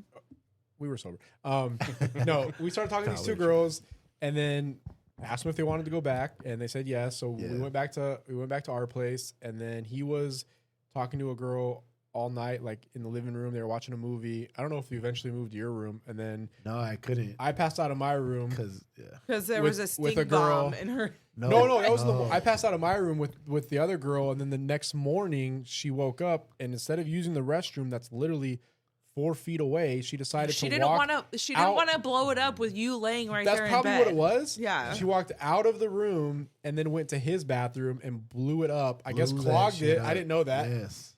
And then left. That's And I was in the living hilarious. room the whole time because we had Julian that day. Yeah. I had Julian. So Julian was in the room asleep. Luke had stayed over that night with them. Remember? Oh, that's right. That's Luke right. stayed over and then Luke, sweet little Luke. Yeah. Shout out Luke. I For the love record, Luke. this was Yeah. like 8 years ago. Long time so ago. Long time ago. But yeah. Allegedly. Debauchery. this was 2 weeks All ago. these stories are alleged. Yeah, allegedly this happened. I'm not saying that. That's All why I was these in the living stories. room with that. What was that We were in the video? living room. That's not how allegedly works. You You just can't say whatever can't you just want. say you can't just say whatever you want and say allegedly. Yeah. Allegedly. Allegedly. All right. But yeah. I don't know why that came to my mind. Yeah, maybe we should just get into these topics. All right. Oh my god. Well, am I allowed to get nerdy for a second? Let's get nerdy. Because I want to say like one of the greatest moments of my life happened Let's these past 2 weeks. Has it been 2 weeks? It's been about a week. Yeah. Luka Magic showed up. God. Oh, get nerdy, brother. in Los Oh my Get Angeles. nerdy. I gotta tell you guys. Luka Magic. So Luka Magic. Mikhail's sitting on the couch watching Luka highlights, and Juju comes in, and I'm here in My the son. laundry room. Yeah, and so Juju comes in while Mikhail's watching Luka highlights, and I'm in the laundry room, and I can just hear them talking, and I hear Juju say, "I want to be named Luka. Yeah. How come you didn't name me Luka?" Yeah. Game yeah. game recognized game. Yeah. That's why. Oh yeah. But he doesn't understand that his name is Julius, and he has Julius Irving. Sure. Plenty of. Dr. He's J. got Julius Randle. He's a great player. You know, he's got He's washed. Julius Caesar. That's one of the Mass murderer, of the whole rapist. yeah. Jesus. Yeah. Orange But Julius. right. Yeah. Wait, hold on. Like, I want you to keep geeking out. Like, Oh, keep Yeah. nerding Oh yeah. out? Yeah, dude. So, but that was the cutest thing ever. Then Mikhail goes on to say, okay, well, if we have another baby, maybe we can name it Luka. And he's like, fuck that. I want to be named Luka. Yeah. So, He's like, no. I want to be Luka. yeah. Put So me in apparently we named Juju the wrong name. Yeah. He should have been named Sorry. Luka. okay, so before we go on any topic, like, Yes. No, this is my topic. you and I, Yeah. you and I are diehard Laker fans. Yes. Right. Yeah. And I always get really interested and intrigued Yeah. when you break down basketball. Uh-huh. What? He's a great teacher. what were your initial thoughts? How the when fuck you saw it? How the fuck did we get away with this? Wait, was it like highway robbery? Yes. Yeah. I swear. How thought the did we same get thing. away with I this? swear that this was like a golf course bet. And maybe, you know, I think it like was a I fuck bet you to you Mark it's- Cuban. Okay, Yeah. well, I'm gonna get into the backstory really quick, please do. And I apologize for anybody who has zero interest in this, but this is the highlight of my week, so I have to get into it. Mine too. And this is just something that has been like on the front of my mind, distracting me from having to potentially move out. This has been such a good fucking highlight of my week. So last Saturday, I think we're at Disneyland at this point. Yeah, and I just so happened to check my phone. We were about to get on Rise of the Resistance, and he goes, Hold on. No. Oh my God. Everybody shut the hell up. Yeah. I just got a news break right now. Yeah. News And break. he literally, It's like Ron Burgundy. literally was Special like news on his announcement. phone, on his I'm phone, just like, on no. his phone. I swear I Oh, probably said man. no way like 20 times. Yeah. I'm like, no we were way. watching the fireworks No outside of That's how I Rise. felt. way. Yeah. No Yeah. way. I didn't believe it. I didn't Yeah. believe it either. I'm just like the guy, thought it was the reporter, the NBA like Shams? newsbreaker guy, Shams Charania. I was just like, he must have been hacked. There's no way that this Yeah. is like a real trade. And mind you, the two people involved, like I love Anthony Davis of the Lakers. Huge Shout We, out, part. AD. yeah, we've been watching Davis for a long time. Huge right? part of why we won that championship in 2020. We were and- watching him on the Pelicans even and- before the Lakers. and he's so- been such an awesome player. But this we traded in Anthony Davis, 31 years old, for a 25-year-old phenom, potentially top 2 to 3 player in the entire league. a Balkan Has- beast. Yeah. Hasn't even reached his what do you call that? His Prime. Prime. His peak. Yeah. Yeah. his prime yet. He's not even in his prime Not even years. close. And supposedly he's out of weight. Supposedly he's tubby. And he rolls out of weight. Fat Luka. He rolls out of weight, averaging damn near a triple double. I ain't never And- seen the strongest man alive be a skinny man. Oh Just my- gotta say. I'm just you know? saying he's He's sturdy. He can definitely move Oh, he for can- being as thick as he is. he passes amazing. He shoots the ball. He's a sniper. Yeah. And- Everybody says that he's ballooned. He's ballooned up. He's put on a lot of weight, right? And they're saying that he's this fat Luka for the last couple of years. No. And then Mikhail sends me something that shows his stats for 2024 in the playoffs, and he led almost all categories. Every category. In 2024 playoffs. Not to mention, I don't want to say single-handedly because he did have some help, but he was probably 80% of the reason why they made it all the way to the Western Conference Finals Right. and beat the Minnesota Timberwolves. And then Mikhail had mentioned we were texting back and forth when this happened because we're diehard Laker fans. And he said something that really stuck out to me. With him and Braun on the court, it's like having two supercomputers. Yes. The way they can break down the game Yes. and get other players open looks and just easy buckets. Right. I'm like, dude, it is like having two supercomputers. Easily. And LeBron is the older, wiser supercomputer that Yeah. he's just gonna feed I hope all Luka- that information into the young, shiny, new, bright. Right. Computer, Ferrari engine that just Right. showed up in I LA. hope Right. Luka takes away the work ethic and the discipline to the body. Yeah. Right. That's what they were saying on the radio today. Yeah. So, Yeah. I mean, it's gonna go both ways for Man. the Lakers franchise, and then for Luka, the development as a player, I What- think is going to hit a peak being in that environment in Right. LA. And he's such a yeah. he's such a what is it? He like plays to the crowd.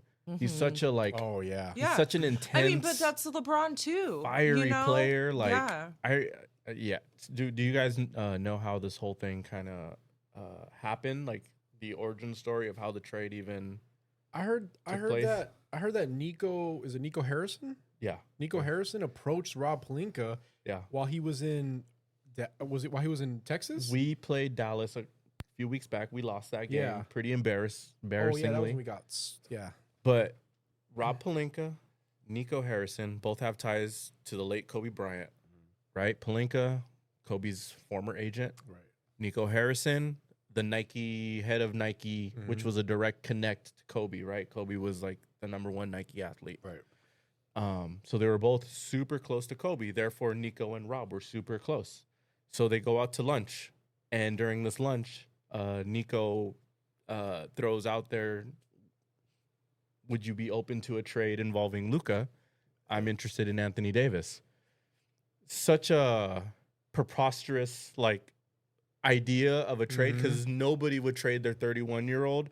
Which I mean, in real life, that's young. I'm not trying to say anything that NBA crazy. Years, In who's NBA already athletes, has a history of being for a broken. big. once you hit your 30s, anything athletic, you're on the decline. And conversations just kind of developed from there. But the controversial part was Nico never approached any other teams to try to see what the value could have been. So We're saying he could have got way more. he could have got way like more, and he could have. Yeah. He really could have. He actually, Luka, he actually could have. Objectively speaking, he From really could Brooklyn, have. he could have got away more. Anybody, Yeah. like anybody who has a collection of picks would have given up damn near everything for them. You know what I mean? And the Lakers honestly just gave away Anthony Davis, which isn't no small piece. Heard he got But- injured today. He did get injured today, unfortunately. Pulled his groin or some shit like that. And he pulled his groin, and he's gonna be out for who knows how long. It was a non-contact injury. Ooh, those are So the you worst. guys won this trade even more Not necessarily. because he's hurt. Luka has been dealing with the same calf injury. At least this is his third time. for years. Okay. And calf injuries they go hand in hand with Achilles injuries. Okay. Yeah. Usually people will tear their Achilles if they have an untreated calf strain or whatever. Yeah. Which is scary. Right. So there is a risk, and aside with his health, his conditioning, this and that, that was also another factor as to why they would potentially give up on him, which is ultimately what they did. They gave up on him. They're banking on him, his body failing on him in the upcoming years versus. But do you guys think this trade goes down if Mark Cuban's still involved? He's, Because he doesn't have a. He's stake in- he's a minority now. Is he? Yeah, So he sold to the Sadler family, whatever. By the way, did People you from see Vegas? that video about that whole conspiracy with that? I did, yeah. That they have ties back to Vegas. Here, let me. And they're trying to get. Did you have that video? I might. Because that video I was saw. wild. I Did you see the heard video? I didn't see So, the video. so Mark Cuban Something about sold to going to the Vegas. to the Sadler or whatever Sadler family. Right. There's a is that the video? It might. Yeah, I'm pretty sure it is. Should I play it? Or Yeah. I want to hear what it says. Okay, so there's a conspiracy around why the Dallas Mavericks may have potentially given up and traded away Luka for pennies on the dollar. For pennies on the dollar. Let's see what it says. 100,000 followers after trading Luka Doncic to the Lakers. But this trade wasn't about money. They're cornering the state of Texas to legalize gambling, or they'll move to Las Vegas. If you don't believe me yet, there was an article published in January 23rd, 2024, saying the Mavs might have a chance to move to Vegas. So this all started with Mark Cuban selling the Mavericks to the Adelson family right here, or better known as Las Vegas Sands, where Mark Cuban sold his majority share to be a part of the land purchase on the new arena and casino resort they want to build. But the state of Texas has essentially stalled on all talks about legalizing gambling for the time being. But this isn't just politics. Most people who live in Texas don't want these casinos. So here's the actual reason they traded Luka. The trade was to send a message to the state that if they don't legalize their casino and resort, they will move to Las Vegas, where casinos are more than allowed and they have the money to build a brand new stadium.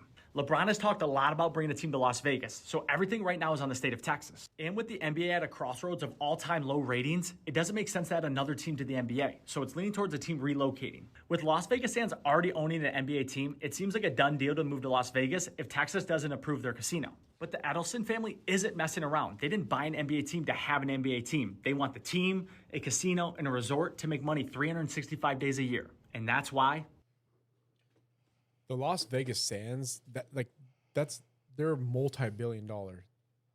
That's big time. That kind of makes sense. I'll tell you what, that's collusion.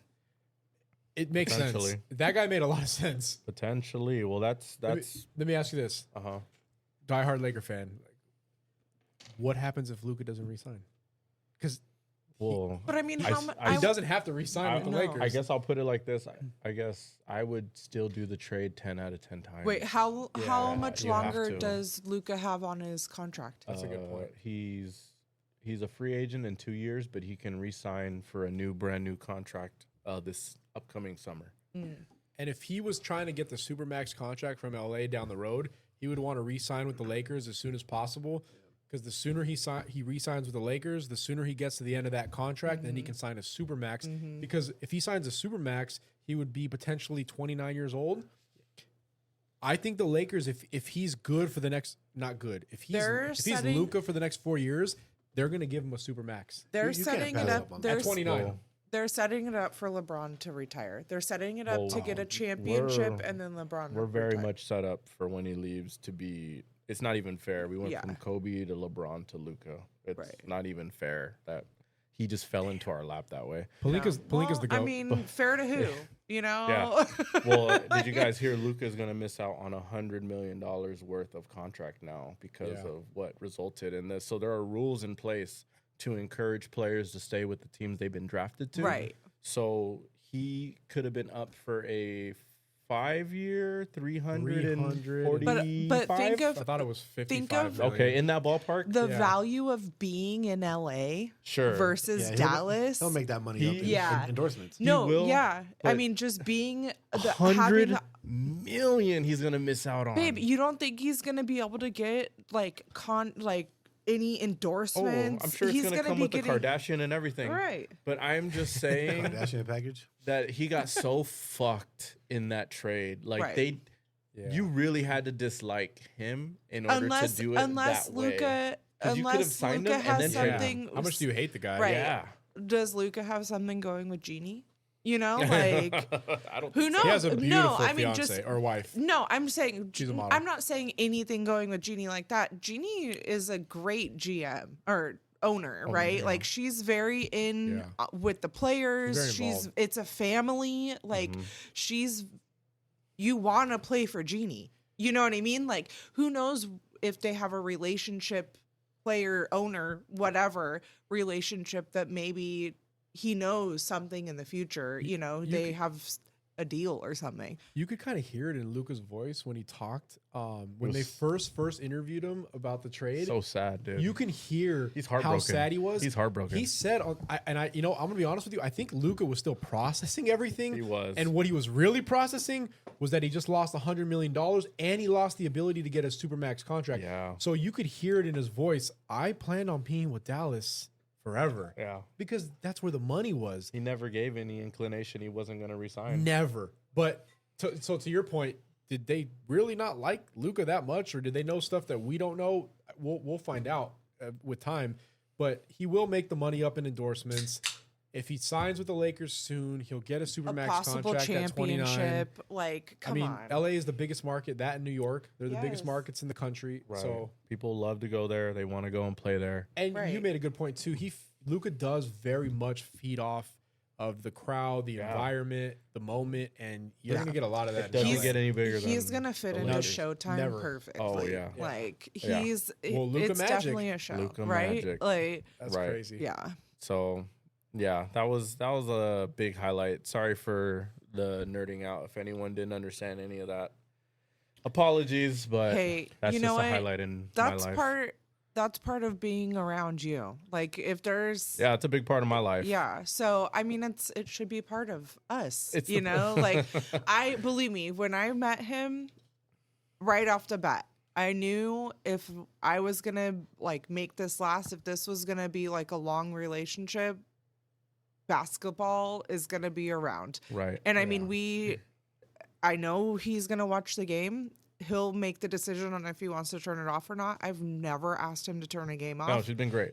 But I mean that means I'm doing my own thing, and it works out. But before we move off basketball, just real quick, I want to say rest in peace to Kobe Bryant and Gigi Bryant because their 5-year anniversary that was was about 2 weeks ago, January 26th, 2025. That's right. Was the 5-year anniversary that. Unfortunately, they both passed away. So, so crazy. It happened January 26, 2020. We were on our way to Disneyland. Yep. Yes. We cried in the car. I got drunk.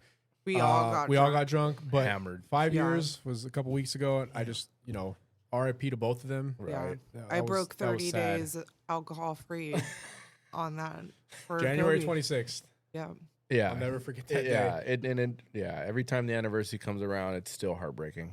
Pretty Still. Crazy that it's already been 5 years. It's mind blowing that like somebody like that, somebody so epic is still so breakable. You know what I mean? Yeah. Like that's wild. That their life can end like that. Yes. they're. I mean, and that goes for anybody, I think, you know, like you think of like Princess Diana, like something like that, just like, you know, something, a freak accident and it's you gone. think they're, like you said, unbreakable, like they're untouchable. Like, oh, Kobe's going to live till he dies in his bed because he's old at 95. Right. Because he's that epic, that he has that much money, that he's taken care of and that he's healthy and, you know, like that. Yeah. Not and then, die like that. But I think that being that epic comes with a cost. You know what I mean? Like it's hard to. Well, if you. If he wasn't traveling, personal helicopter, maybe that wouldn't happen. But I mean, he did that. He did that hundreds, thousands of times before. That's part of being in that position. Yeah, it was literally just a freak accident. You know, like that's wild. But I mean, that could be any one of us. So, yeah. You guys ever think about like people who have been like, I don't know, like to think like in Illuminati terms, like people who are like chosen to be sacrificed or anything like that? Thinking of as far as Kobe Bryant, potentially a great person who gets taken so young and so soon. Well, it's kind of, to me, like I You're always going deep state, bro. Right. Yeah, but what's the purpose of killing Kobe? Like, well, I'm not trying. Well, I don't want to get like into the karmic, weeds of kind of like there has to be like in order to take or like to have that ability, something has to be given in place. Does that make sense? Like, well, you're saying Illuminati. What are you insinuating by that? Like, I want to know the premise behind. The premise of this was that I heard a video, which I'm trying to find really quick. I may have to play a couple really quick so that we could hear it. Yeah. But there's this. I'll just call her a digital creator, whoever. She's personality, mentally ill, who made a prediction that she thinks Kendrick Lamar is next. She says that Kendrick Lamar is the next one of these next great young gone too soon people that are going to get sacrificed. And I'm okay, but I'm and I get that, but I'm saying like, you're still not explaining the purpose behind it, because you're saying that's a wild conspiracy, and I'm not saying that it's not real. Well, but what's the purpose of that? It's like a conspiracy of like some sort of like a demonic cult or fraternity type thing, that in order to be successful and have money or whatever, there's sacrifices that have to be made. Oh, yeah. So these people give into the they give into the Illuminati, right? Sure, yeah. But at a cost, and you could be one of the ones chosen to end your life early. Is that kind of the premise? Part of the theory is that that's crazy. Like Jay-Z's nephew died. They say that he sacrificed his nephew. Michael Jordan lost his dad. They say that Jordan sacrificed his dad. They say that Kanye sacrificed his mom. That's just crazy people. Right. Yeah, or these young Especially people, right? these people who die young of overdoses. That's just crazy. You know what I mean? Like, or these are people that like know too much and don't want to like give in to the like evil that's happening or whatever, and so then they get killed to be silenced or whatever. That's you know, just like, people that want to shock value. Well, I mean, people saying that stuff just want to shock value. Yeah, it's like that's what Jaguar is. She said so much stuff about Jay and Diddy in the past. I bet you she has a huge following too, right? She has a good following. I think. People know this shit. is this video right there love that 4 months ago clickbait. was 160K. People love that. views. Yeah, Let me see. she's entertaining. She's definitely entertaining. So it's Yeah, potentially. I mean, it's, you can it's say very. anything. It's so much of a stretch, but yeah, it's kind of like one of those things. Like maybe. Hey, then again, Alex Jones had a lot of crazy stuff that he said that came true. There you go. But also That's he your was goat. like he was sued to the point of having to sell his assets. Like, Yeah, he sold his ass too. He lost all that weight. likely. You see that guy, Alex Jones? Yeah. You haven't seen him recently? No. He got like in super good shape. Oh yeah. Have you I've seen the that. clips of Alex Jones and Joey Diaz going at it? No, but I bet it's fucking amazing. Amazing. Because Joey, It's high quality that's content. Coco Diaz. Wow. He's the goat. Him and fucking. That's my goat, no. Joey Diaz. Yeah. Too bad. I mean, we're recording this on Saturday and the Super Bowl is tomorrow. So we can't talk about Speaking of- Kendrick's You mean the Kendrick Lamar concert? halftime. You guys got any predictions for tomorrow? Yep.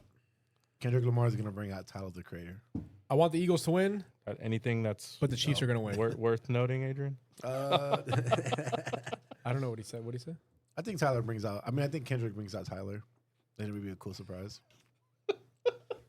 What did he say? Brings out Tyler. That's Tyler, the creator? Yeah, that's his That's your prediction. bold prediction? That's He's his talking about bold the game. prediction. You know he's talking about the game, right? I'm talking about the Kendrick Lamar concert. I don't give a shit about the game. But are you talking about the game or are you talking about practice? I'm talking about Super Bowl. Yeah, I was he's the talking Super about the Bowl, halftime That's show. the Kendrick Lamar But are we concert. talking about practice or the game? Mahomes is gonna fucking do some shit at the wild at the end. They're gonna fucking win. It doesn't matter. It's already scripted. Taylor, they're gonna show Taylor Hey, Swift I 100 times. I feel that. Fucking cares. I want to see Kendrick just Lamar put come- on the dope show. Come over and eat nachos That's with what me. I'm doing. I'm coming over tomorrow. I'm gonna edit. I'm gonna watch. Hey now. And They're going to show Taylor Swift 100 times. Wow. Travis Kelce's going to I catch the wanted, game-winning I wanted touchdown. to try to fry some chicken wings. You want to help me out? Yo, how wild would that be? fire. How wild would that be? The Chiefs are down by 6. They got the ball with time running out. Patrick Mahomes throws a touchdown to Travis Kelce, but before the touchdown, they show TT Oh, they're gonna show in the crowd, right? They they're show gonna TT. Then Patrick Mahomes throws a game-winning touchdown to Travis Kelce. Chiefs win the Super Bowl. Yeah. That's my prediction. I should have bought that Polish Yeah. football jersey today. That's my prediction. And if it happens, I wonder if I go Pay back. me. I bet you if I go back tomorrow, I'll be there. What are you talking about? So my prediction for the Super Bowl, the store. Tyler comes out. that's a better prediction. I'm hoping it comes out. I want the Pretty Eagles cool. to win, but I think the Chiefs will win I because really want the Eagles to win. so do I. I like Jalen. So do I. What's the quarterback? Jalen Hurts. Jalen Hurts. Yeah, I like Jalen Hurts. I was playing fantasy football, and there was a fantasy football team name that was Jalen Hurts so good when I pee. Okay, I think I found a good. I fucking love these guys. I like this pod. All right, let's hear it, They're Miklo. Let's hear it. The shit they talk about. It's Jaguar right. There's a recent interview she done, and this is really scary because she's talking about Kendrick Lamar. She always talks truth, though. She talks truth? Yes. This prediction will be crazy if it happens. always talks But truth. hopefully this doesn't happen. They're gonna try to sacrifice Kendrick. Oh, Don't say that. I do. I think they're gonna try to sacrifice Kendrick. I think that's what the Super Bowl is all about. Crazy. And I don't want to hear you say that because you be saying it be coming to pass. yes, fam. Like not Kendrick. Is she Be the saying that? perfect person to rule right now. Man, that hurt my soul. That's a good point. Who would be a crazy person to remove right now? Why is she so creepy when she He's talks? waking too many people up. He's talking pure facts. You know, he's an artist who knows how to rap very well. He is true. an artist first, but he is a true believer in Take God. Tupac. Yeah. He's a Hebrew. Man. Fuck. Crazy. Hopefully not. They're gonna try to sacrifice Kendrick. Oh, So what do you guys think about that? I think that reinforces Lindsay's earlier point that anybody can have a podcast. Not everybody deserves Wi-Fi. I'm joking. Well, let's say look at their following. Look at that. Look how many followers these guys got. Well, this is just jumpers, right? Jumpers jump. Is that 1.1? That's 1.1 I like million. 1.1 Yeah. million? 1.1 million. This is all One they, day this- we'll be when there. I This- when I this was is all on they do. TikTok, when I had a TikTok, Shout I out would to wa- them, by the I would way. watch their TikTok videos Yeah. all day. I remember They're Mikhail funny. sending me Very pages entertaining. back, like before we started this pod. Mikhail and I would go back and forth all the time about starting this pod, and he would send me pages all the time of people that I never heard of, never knew. And you watch their stuff, and it's entertaining, but like it's nothing special. And then you go to their followers, 750,000. What? What?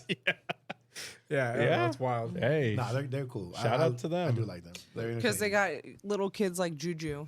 Like, follow, and subscribe. And he's like, oh, God, I gotta do it. I mean, yeah. I don't believe it. Though. I doubt that there's no. I've caught Juju following the dumbest things. And I'm like, They like to oh. follow every time. You don't they hear believe that, right? No, P? I don't believe that. I mean, Sacrificing Kendrick Lamar. Come on. Wait, so is she trying to say they're going to sacrifice him at the Super Bowl? I don't know if it's like at the Super Bowl or not. I think they're trying to say like he's getting the Super Bowl, and then in return there's going to be some sort of sacrifice. Okay. Right. Wow. Like, look at all the crazy shit that has happened at Super Bowls. Like the Janet Jackson The titty titty slip? thing. Yeah. Uh-huh. That's the craziest. I mean, there's been like the 50 Cent the out of most shape. high profile wild. people have done Super Bowl. That was But fire. like, what's I remember that. Kendrick? I feel like, yeah, he's had He's already a done the Super huge Bowl. year, but he's not as like iconic as everybody else Yeah. that Hey, gets whoa, to do whoa, the Super whoa, Bowl. you lower your No, voice. until just You this lower your year. tone. He's I'm just more saying, iconic. just this year. But That's not true. I mean, He's had the biggest year, but he's had an iconic career prior to this. Money in trees. in Icon- hip hop. Yes. Oh yeah. But all of the other people that typically do the Super Bowl are people that are like everybody. Like they're popular with everybody. That's Kendrick Lamar. Like worldwide. I don't think worldwide. Kendrick's like that I think so. personally. Not I don't think. until- Up until this last 50 was. up until this last 50, Dr. Dre, What, Lady run? Gaga, Beyonce. Where was he? Where was he up until Britney now? Spears, Aerosmith. He was well respected Michael in the hip hop Jackson. and rap game, but not Sure. like He wasn't, not- like, I think we're there. talking like I know globally, Kendrick right? Lamar is. Yeah. like global Yeah. Wait, stars. so Yes. you guys don't think Kendrick Lamar is a household name Now, prior to this? No, definitely not. What? No, Especially not prior to this. And No. especially Really? not how Lindsay's Not at especially all. not how Lindsay's comparing him. Let me Yeah. ask you this. She's saying global. If Yeah. I were to walk into, we'll just use Lindsay's family, you know, a stereotypical white person, right? Yeah. Do you know who Beyonce is if I asked your mom? yeah. Oh, she's gonna hate Do Beyonce you 'cause she know- won That's a country good award. point. Do you know who Kendrick Lamar is? Who? She'd probably look at me and just be like, don't know. So Yeah. as I far bet as you if I asked her, do you know who 50 Cent is, she would say name, yeah. household name, See, that's because a rare few, I think, my mom, personally. I think she Snoop. Respectfully. Snoop is the Right. biggest, most famous rapper Sure, in the world. I think that a older white person would know who Snoop Dogg Yeah, is. I think everybody knows Household Yeah. name. It's a household Yeah. name. I don't know if I Kendrick's think there Kendrick yet. Lamar is a household name. I would say. I don't think so. Not yet. Humble, like That's a good test. I don't think though. that my That's the mom- white person test. I don't think my mom would even know who like Drake is. I don't. She might not. Oh, Yeah. she knows who Drake No. is. Yeah, Virginia My- Beach, everybody knows. Call her who- right now. Yeah, call her right now. She knows who Drake is. Virginia Beach. I think everybody knows Drake. You trying to tell me Everybody that your knows. mom doesn't dance to Rich Baby Daddy? I don't think so. I think she does. Hold on. She might be working. Hold on. That just clicked in Say my that head. ass, That just clicked in my head. Yeah, you know what I'm talking about. Oh my god. Was that inappropriate to say? I don't think I so. mean, you already said it. Hold it to the. Hold on, it's ringing. That's the lesson I learned. By the way, you never put the clip, man. Which one? Hands go crazy. I didn't make it a clip. No, I didn't make it as a clip. It's okay. It's okay. It was like It was hard to lead into it. I tried so hard. Like I kept going back to them. Like, how can I do it? And I felt like it was just gonna be like a stark. Yeah. Like I don't know. It's hard to lead into it. Yeah, it was a hard like lead up into that. I figured that's why. Yeah. Because it wasn't like the conversation before that. Because there's been a lot of clips that you do that are really good, but Yeah. it leads into the funny punchline at the end. Exactly. Yeah, for sure. I don't know She what you didn't guys talking about. answer. It's okay. She's fired. Well, I don't know. I don't know what time she gets off work. Yeah, I don't know if Kendrick's there yet. I guess that's just my personal opinion. I Wait, feel like so- he was absent for a very long time up until recently. That's been Kendrick's biggest. Yeah, he had he's been- he he had took his time off. a Yeah. big hit when he started, and then kind of like stayed in the hip hop community, but didn't go again top Well, 40 kind I of would thing. say Like no, you can't say that because he won the Pulitzer Prize off his second album. That's more than hip hop. The Pulitzer Prize is like the Sure. elite. I don't even know what that. Okay, Yeah, I just don't know. not, That's like not, an not, elite- not to. I don't even know what that is. A That Pulitzer prize you just said, I don't even know what that it's is. like something that's meant for like the top tier like writers. Like it's Right. his album. Did you know what that was? I don't know what that is. No. See, yeah, so his second album is a Pulitzer Prize. We might not know it, but right, but the 3 out of 4 people at the table don't even know what that prize is. If you say Right, the but Nobel 3 Prize, everybody knows what that is. But that's the equivalent. I would say that the Pulitzer Prize is probably an equivalent to. so, the Pulitzer Prize are a set of 23 awards given by Columbia University to recognize outstanding achievements in American journalism, music, and letters. Right, right. But That's a you're trying big deal. you're trying to argue that he's a household name. But- You say he has this prize that Right. 75% Aside of from the table doesn't Kendrick, know about. name some other Pulitzer Prize I winners. wouldn't know yeah. any other Pulitzer Prize winners, but There I you think go. that because he won that award, that would But bring that a lot doesn't- more people Yeah. that didn't know who he was. I would mean, say are J- gonna now know who I would Kendrick argue Lamar that is. J. Cole is more of a household name than Oh Kendrick. fuck no! Hold on, see, hold on. I knew Don't it. say that. I'm not attacking. what's See, I the, knew he was going to take this as a no. personal attack. I'm not attacking you or Kendrick. No, I'm it's saying not an that, attack. It's that J. Cole. doesn't make better Hold music on, than Kendrick Lamar. what's the measuring stick of that? Because maybe J. Cole isn't like what he was on 2014, but this could be equivalent to Kendrick's absence. Maybe this is Cole's absence. Yet music could be equivalent. I'm absent. He put out a really dope diss to Kendrick and then came back 2 days later and apologized. That has nothing to do with what he said. He I understand the punchline, but it has took nothing to it do with what back. he said. You're not giving so that doesn't. No, what's that have to do with being bigger than Kendrick? He's not bigger than Kendrick. You apologize to Kendrick. You can be bigger than him. You can't. That doesn't work. That way. I'm not saying he's bigger than Kendrick. You're missing the point then. Yeah, what I said. I'll start over. I said that I would argue that J. Cole might be a bigger household name than Kendrick. I never said that J. Cole was a better lyricist. I never said that J. Cole had more hits. I said that J. Cole might be a bigger household name. It's not a personal I'll attack. tell you what, my mom or doesn't attack know on who Kendrick. any of them no, are. because Kendrick Lamar prior to this, the tour he did with Baby Keem was the highest grossing hip hop concert of all time. The Mr. Morale tour, and that was not only just in the U.S., that was in Europe too. What does that mean though? He's big. Clearly, he's big enough to like maybe the people that we know don't know who he is, right. But you don't get the the badge of having the highest grossing tour in hip hop history without having a reach. But like those like, numbers But can you're also be saying skewed with the economy today versus the economy back then. Right. The dollar isn't the same now. And you keep saying hip versus hop back then. The thing is that like there's Okay, a maybe it wasn't the whole hip-hop. group of people that do have no idea about hip hop, that have absolutely no household name. I think would be under that. That's all my definition is. That's it. I'm not saying because if you ask me who's a better lyricist, Kendrick. If you ask me who's had more hits, Kendrick. If you ask me who's a bigger household name, and I'm going back to what Mikhail said. Like if you just were to walk in households and different ethnicities and ask them the question, I think more people are going to know J. Cole versus Kendrick. That's all I'm saying.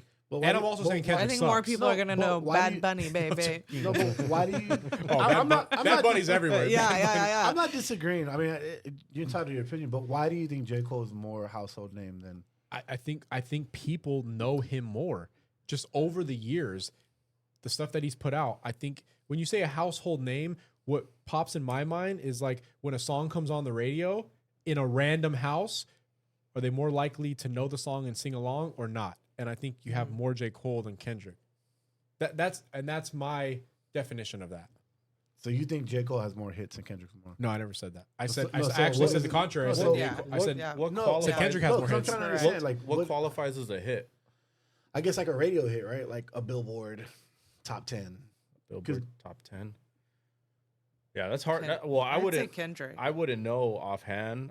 I would just say Kendrick's run now is probably the biggest that he's ever had. Yeah, that's fair to say. He's like on top of the world right now. And I don't think anything like prior Lil Wayne doesn't. in I don't want to diminish what he did because people who actually like are like actively listen to hip hop enjoyed his previous work, but he was gone for so long up until recently that it's kind of hard to just all of a sudden just deem him this legend yet. I think that I feel like he's getting there now. You think he's barely becoming legendary status? Yeah. Okay. I personally see that. But to who? But to the masses or because I think to the hip hop rap culture? I think hip hop rap culture was already aware. Yeah. Go ahead and Hey, Mom. Hey, I got a couple questions for you. Okay. Do you know who Kendrick Lamar is? You do? Well, just his name. Just his name. Okay. Do you know what he is? Do you know what he does? He's either a basketball player or a rap guy. Okay. Do you know who J. Cole is? No. Okay. Do you know who Drake is? Yeah. Okay. What does he do? I think he's a musician. Okay. All right. Huh? 50 Cent. Oh, do you know who 50 Cent is? What? Do you know who 50 Cent is? Of course. Who's that guy? Yeah. Can you name a song? Hell yeah. A song? No. Yeah. Okay. All right. That's all I had for you. You're on. Yeah. Thanks, Gigi. You're gonna be on the Am podcast. I on your podcast? Yeah. Yeah, I love you. Oh, thanks. Well, thank you. Love you. Love you, Gigi. Talk to you later. Bye. That's all we needed. We needed the perspective of an older white woman. In that example, Kendrick is more household. But I think now though, The I think NBA, now, the NBA player. Right. Right. She said NBA player first. But I think back now to Lindsay's everybody point. knows Kendrick Lamar. But back to because of the Lindsay's years point, that now. Super Bowl is people that are global. And we said 50 is somebody who's global. He's not better than Kendrick, but he's No, global. and But I'm also and 50 I'm didn't saying headline, like, he was just a part but of the I'm show. saying just like the status of these other people have like multiple platinum, diamond, Yeah. triple, Like Janet whatever. Jackson. Janet Jackson, again, Lady Gaga, Beyonce, Britney Spears, Well, it's also- NSYNC. Like these are like top, like popular. These are names that pretty much anybody in America for sure. Right. Like Well, it's also the scale's different now because with Jay-Z being so heavily involved in the selection process, artists who probably wouldn't have been given that stage Right. before Like Dr. are Dre. are given Right. that now. Oh, yeah. Kendrick That's a good point. and The SZA, DEI, How much of an influence is Jay-Z? Is Jay-Z in like putting these people in the forefront, whereas he probably would have never been looked at. Right. Beyonce, Cowboy Carter probably would have Right. been selected again or something. You know what I mean? Like, Right. I mean, I think that looking at what's popular and considering Beyonce has done Super Bowl somewhat recently, you know, and plus at this point, I think Beyonce is maybe even beyond the Super Bowl. Sure. You know, like she's done it. Yeah. I mean, she is literally Queen Bee, you know, like She's done it. So she's done everything. She's finally won Album of the Year, right? Like 33 Grammys. Right. She's the first Black woman to have a country album that won Country Album of the Year. So we're all kind of saying it a little differently, but we're all kind of saying the same thing. Like J. Cole's a better lyricist than Kendrick. No one at this table. oh my God. Wait, what?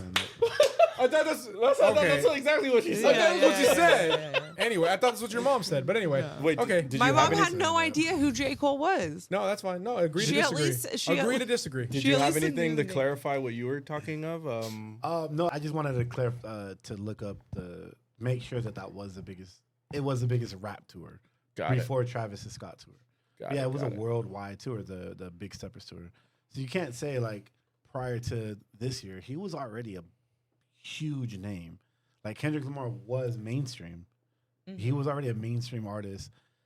If you're doing the big, it grossed 111 million across the world.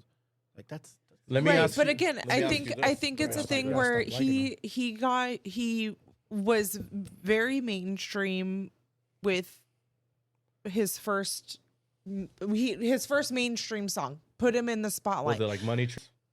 Is that mainstream? First mainstream song?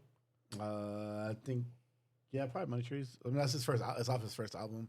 I think that was his first single, or Swimming Pools. Swimming Pools. Swimming I think Pools. Swimming Pools was the song that like put him on the map. Okay, that song was everywhere when it like hit, right? Okay. Drank. Right. Everybody, right? And so that put him on the map. But then that's like where you acquire your fans, and then you have a tour like that where he's like, it's the biggest But I hip can't hop even- I tour. can't even That's name- such a big year. I Difference, can't even though, name like, one Right. song off of that off album. of Mr. Yeah, Morale. that Neither was can that's I. something Yeah. totally missed me. And Yeah. and you know, Same. I feel like I appreciate hip hop. Yeah. I'm not like Oh, you do. I'm not like a super like- that was the thing with Kendrick. So me and Frank have this argument all the time. either. I can So- name almost every song off of 2014 Forest Hill Drives.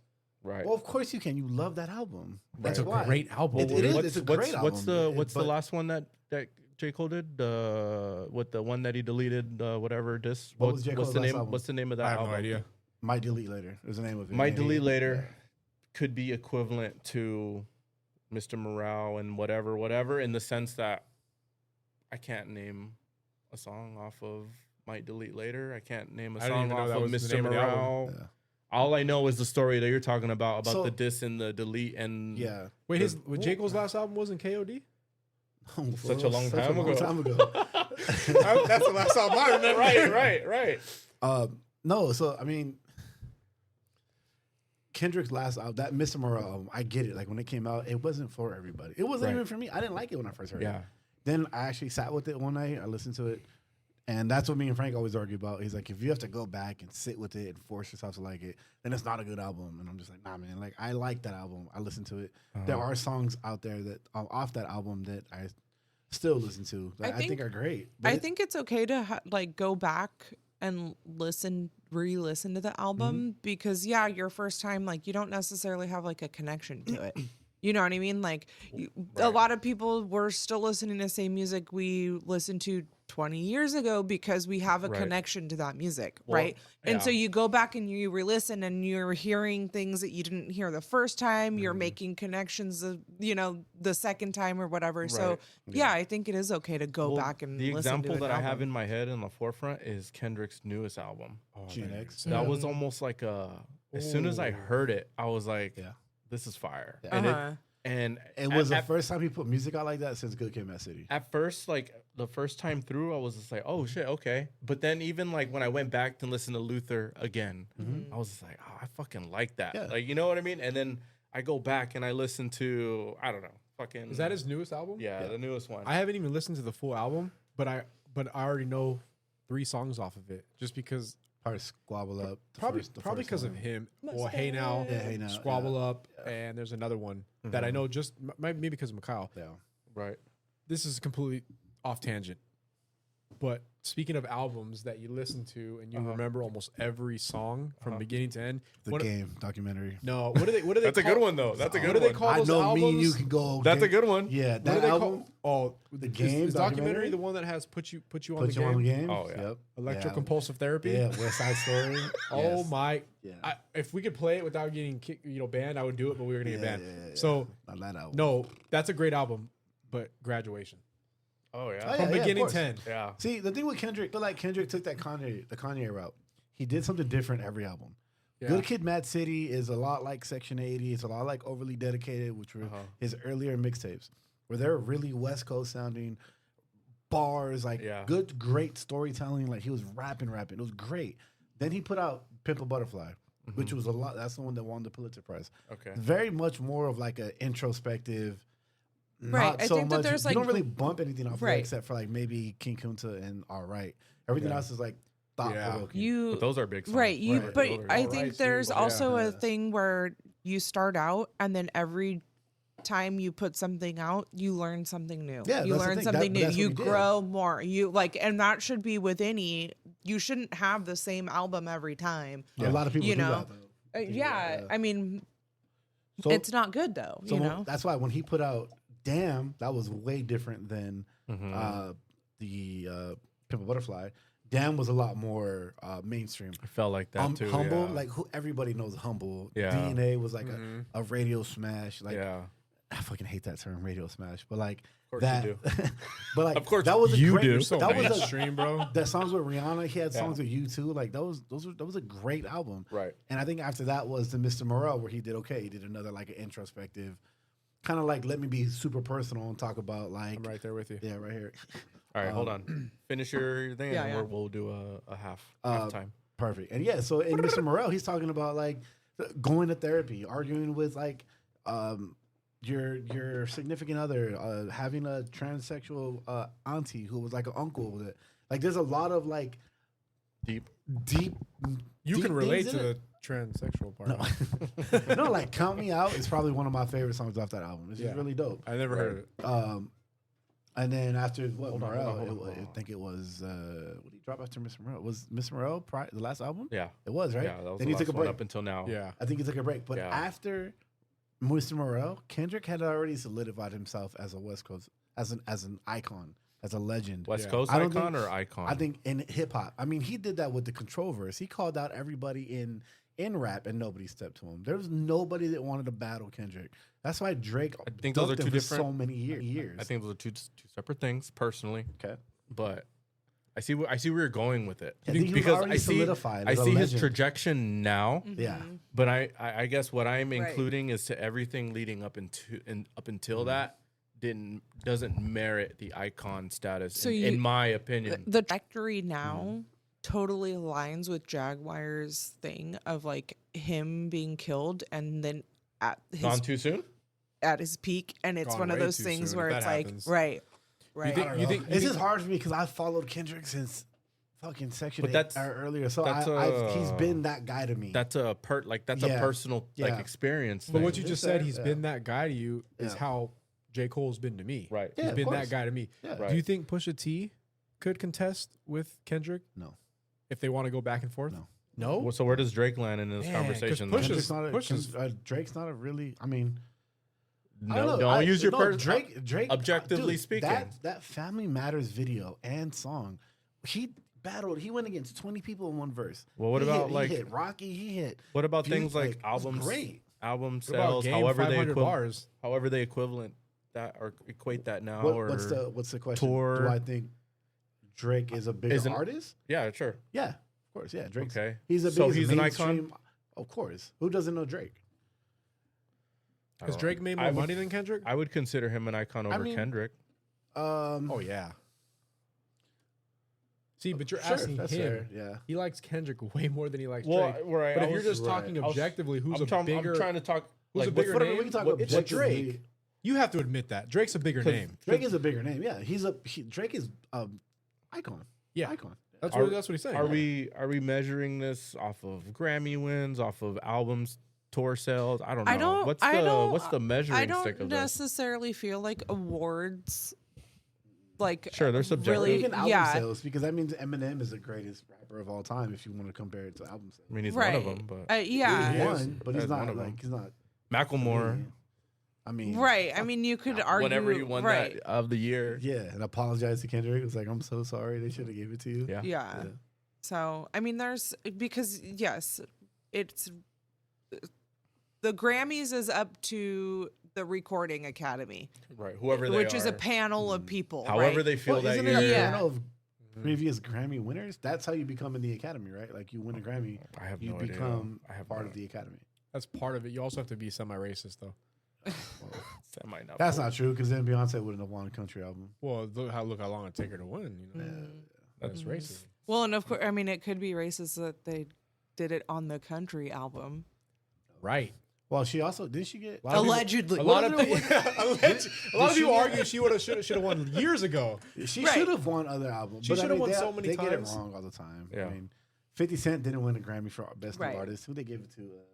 Evanescence or something That like was that. wild. But yeah. that, Kendrick but Lamar they could have didn't been win, just like- as big, if not bigger, in that genre. But I mean, it's also a thing of like, you know, like during that time, Evanescence was like Speak to it. everywhere. You And know all- what I mean? I think even that's knew the their hard song. part. And there was Because way more Right. whites We're voting. speaking from like even Our in the- personal like, Yeah. experience. Yeah, like even in the Kendrick conversation. Yeah. I'm speaking Yeah. from But my then, so it's personal like Exactly. experience. it's Yeah. kind of like, you know, not the first draft hardly ever makes it. Yeah. You know, kind of thing. So like sometimes a lot of these people that get like the best new artist or whatever, maybe they never do anything again. You know, like To your point, so when you say 50 Cent got robbed, right? We all agree for best new artist. But what if That's he because we would- grew up on but 50. what- but And what- that's Yeah. our group. And this is Yeah. just Yeah. this is just an Yeah, example. yeah, But yeah. what if he's reaching 1 million people and Evanescence is reaching 20 million Yeah. in their demographic, right? We're in the outer. Yeah, circle we're of- we're, Yeah. Way, we're way off, right? Yeah, that's why which we goes feel back like to they got that robbed. like the hip hop conversation of like there's a whole group of people that never get off like change that dial ever in that direction, you know. So I mean, and it goes same with country. I think that's, you know, those are two kind of polar opposite where like you guys would never change to the country station. I would Whereas listen to country. I've listened to country. I've tried it. I'm gonna take my horse to the old town road. In a very. But in, that, in a I'm very- gonna ride. but Lil that's Nas- still I can't that's know. still Lil Nas X is your Yeah. country? That's your intro to country? Yeah. What's the, Oh my God. Hell yeah. Chris Is that Stapleton not country? or whatever?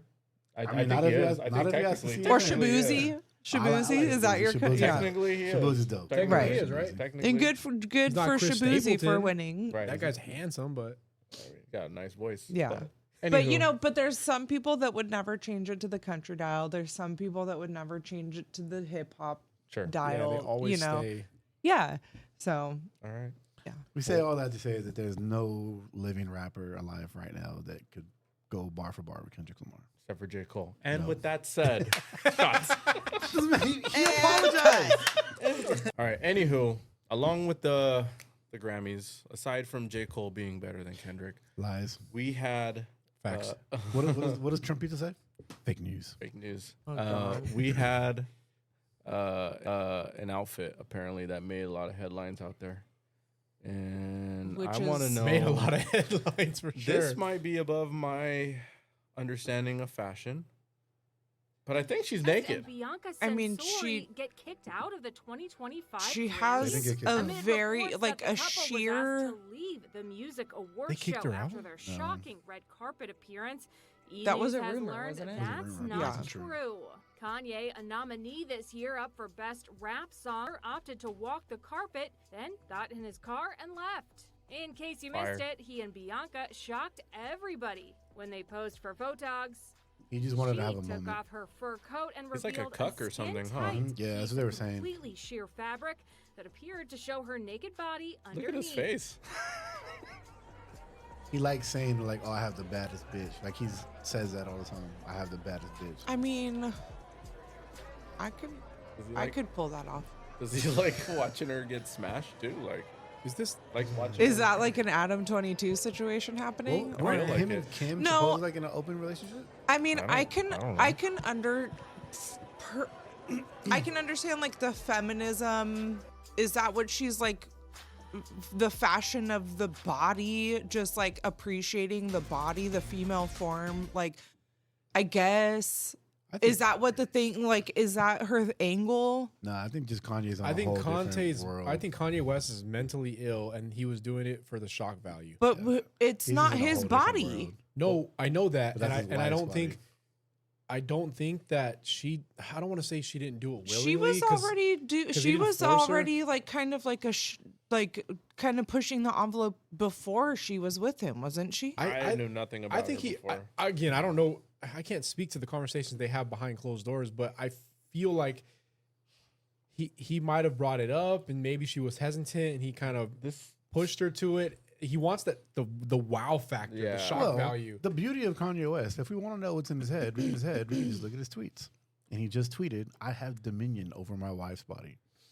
What that means, I don't know what dominion means. That's a big word. So what does dominion mean? Dominion means he has control and power over his wife's body. So he said that she would never do nothing she didn't want to do, but she agreed to wear that. Over He said- under view 5 years from now where she says Kanye made me do it. Yeah, that's the fucked up part. About Over this. under. She's gonna right? say It's she was gonna happen, drugged. right? Yeah, they're gonna Kanye- divorce, and she's yeah. gonna say she was drugged or it was forced. Yeah, it's gonna And- happen. Unfortunately. So It's gonna- dominion is sovereignty or control, and I said control or power. Sovereignty or control, but he's saying I have dominion over her body. Yeah. Which means he has control over her body, which And is one of what I alluded to before you said that. I didn't know he tweeted that. I didn't see that tweet, but I said that before. One of many crazy tweets. And he that was this weekend. that was just the theory. Like, why would? Because when she does that, he's not even looking at her, and then you see in the video, he like gestures off to the side for like somebody else. Like, yo, check it out. Like, what I have going on over here? That's just shock value. He wants to Yeah. be. He That's wants his rollout, this. though. This is his rollout. He wants He to does be in the this every news. time. It's tired, I think. Yeah. I think it's so, too. It's tired. It's not entertaining anymore. At least I don't think. I mean, Not I thoroughly enjoyed that last album he dropped with Ty Dolla. Ty Dolla $ign. I really enjoyed that album. I thought it was a really good album. I don't think it needs negative publicity the way that his tweets and his actions at the red carpet or whatever at the Grammys. It's not even just that. Like aside from the tweets he just put out, like you don't tweet a swastika. Sure. You don't say I am a Nazi. You don't say I say, love didn't you say he Hitler. said off air? You said something about he's a Nazi or Oh, according Yeah. to him, he said I am a Nazi. I That love was Hitler. his like lace. Called me Adolf Hitler is what he said. Adolf. Hitler. He deleted. I think they got deleted. Or X. This was marked them. this I'm was sure like there's- I'm sure there's still immediately fun stuff. after he not immediately. I don't want to say immediately, but he said Well, that this he is was new. This is diagnosed new. as autistic and then Self-diagnosed. self-diagnosed as autistic. Yeah, and then he releases these tweets a little bit later. Wait, And that's a 4 minutes ago tweet. What does that say? I can't read it. Yo, no one has quit so far, and I have a lot of gay people that work for me, and a lot of Jews and a couple gay Jews that haven't reached their full gay Jew potential. if they're still working for me, every tweet I put up, I think, well, somebody's gonna leave. Does that have to do with anything? Wait, when was that posted? 4 minutes ago? 4 minutes Oh, ago. he's gonna go on another rampage right now. And mind We're catching you, it live. where is he? What He's- time zone is he in? I don't We're know. catching it live right now. He's in a manic. Yeah. He's in a manic state. I Yeah, feel. he's mentally unwell, and I feel like the more attention that we give to somebody like this, you know what I mean? Like, So do you think he really believes that he's a Nazi and he has this respect or this what is it? I This- think this I don't. or do you think he's doing that for the shock value and look at me, look at what I'm posting? He just likes to go against what everybody else is saying. He So you likes don't to believe go so you don't think he against truly it. believes he's a Nazi and has this reverence for right. Hitler? I think that even posting things for like a shock value, I think that there is something further below that, or like Oh, yeah, he's mentally, mentally ill. yeah. No, and I don't want to like comment on somebody's like mental state, but I think that somebody like this needs to not necessarily, we just don't need to pay attention. You know what I mean? Like, I hope he gets help, you know what I mean? For his kids, for himself, for his wife, but again, like, I don't necessarily disagree with what she wore. That's her choice, and I think that there is pushing boundaries now. And I mean, if it's a statement of like the female body and like, But was she naked? She was naked. she had like a sheer, well, it Indecent depends. exposure? It depends on where you are or whatever. And I mean, technically she had a sheer piece of like nylon or fabric over her, but you can literally see everything. That's a weird She's one. completely naked. So I don't know if you can technically define that as Kanye nude. one. This is her outfit. Side profile. You can Unblurred. yeah. Oh god. Excuse X. Yeah. Yeah, this is her outfit, just blurred nips. You can literally see her lips, like all of it. And they were not blurred in real life. Yeah. Down their lips? Uh-huh. So again, like that's, I don't know. To me, that's nude, right? That's nude. She's nude. No, she is. Yeah. And I'm not saying there's nothing wrong with expressing the female body, but I think that's, I don't know where they're at. This is Yeah. I think that's a different. crime. Like No, that's in LA. This is different. Penal Code 314 is indecent exposure. Yeah. So, This but I is mean, it's in different. the name of, is it in the name of fashion? Is it in the name of, You could name it whatever you want. right. But Is it I a mean, protest? Like what? I want to know like why. Imagine if that was a dude. Call it what it is, and it's just Right. What you're- if it was a dude with his dick out? You're- Everybody would be freaking out. They would be irate. Yeah. Indecent exposure. right. Arrest him. Yeah. Right. But I mean, also like then you have on the same hand within the same This one's pretty fire though. right. within the same hour you have Sabrina Carpenter, with her basically with her everything out. She's like on all fours, in front of the camera, and you see everything except for because she has underwear on. You can't just say it that serious. As we're all like talking about it's nudity, it's a crime. If a guy did it, this and that. Well, this seems pretty fire. Good old Jaden. So, okay, I'm just reading the Kanye tweets right now. The rant that he's been going on for the last hour. He said, we might have to cut this out, but he said, Jews are like bitches. You have to keep your bitches in check. He is on. He is in a manic episode right now. Yeah. That's all that is. And I mean, That's who knows what kind of crazy. drugs, like, or yeah, who knows what he's doing right now? prescriptions or whatever. Well, like, Lindsay made a good point. Where is he at? What time zone is he in? Is it like 4 in the morning? 3 in the morning Yeah. when he's on a bender from maybe drugs and alcohol? Well, Who and I mean, knows? it was like just Grammys weekend. Like, And he just reposted Andrew Tate saying having daughters isn't an excuse to start acting like a f***it. Can't say that, dude. What are you doing? yeah, that's bad. Yeah, I'm gonna get off Kanye. So what? Yeah. When you see that, I don't even know what that is that you just showed me. Jaden Smith? Yeah. Whatever that outfit with the is. hat, with the head. What is this? Is this another Yeah, what is shock yeah. value thing? Is this? Yeah, it's just him saying he's the head of the household. That's what that means. I don't know. It's just yeah. Oh, I thought you were serious. I mean, I get it. He's in his. It wouldn't surprise me if that's what he's trying I to see say. the vision. He's very artistic. He's very. I never knew. Did you say he's very autistic? That probably that too. Like I don't know what's wrong. I don't know why he would do that. Didn't he wear like a Batman costume one year to the Grammys? I don't know. Dressed as like a black Batman or a white Batman. Is this the age we live in now? This is what we're living in, dude.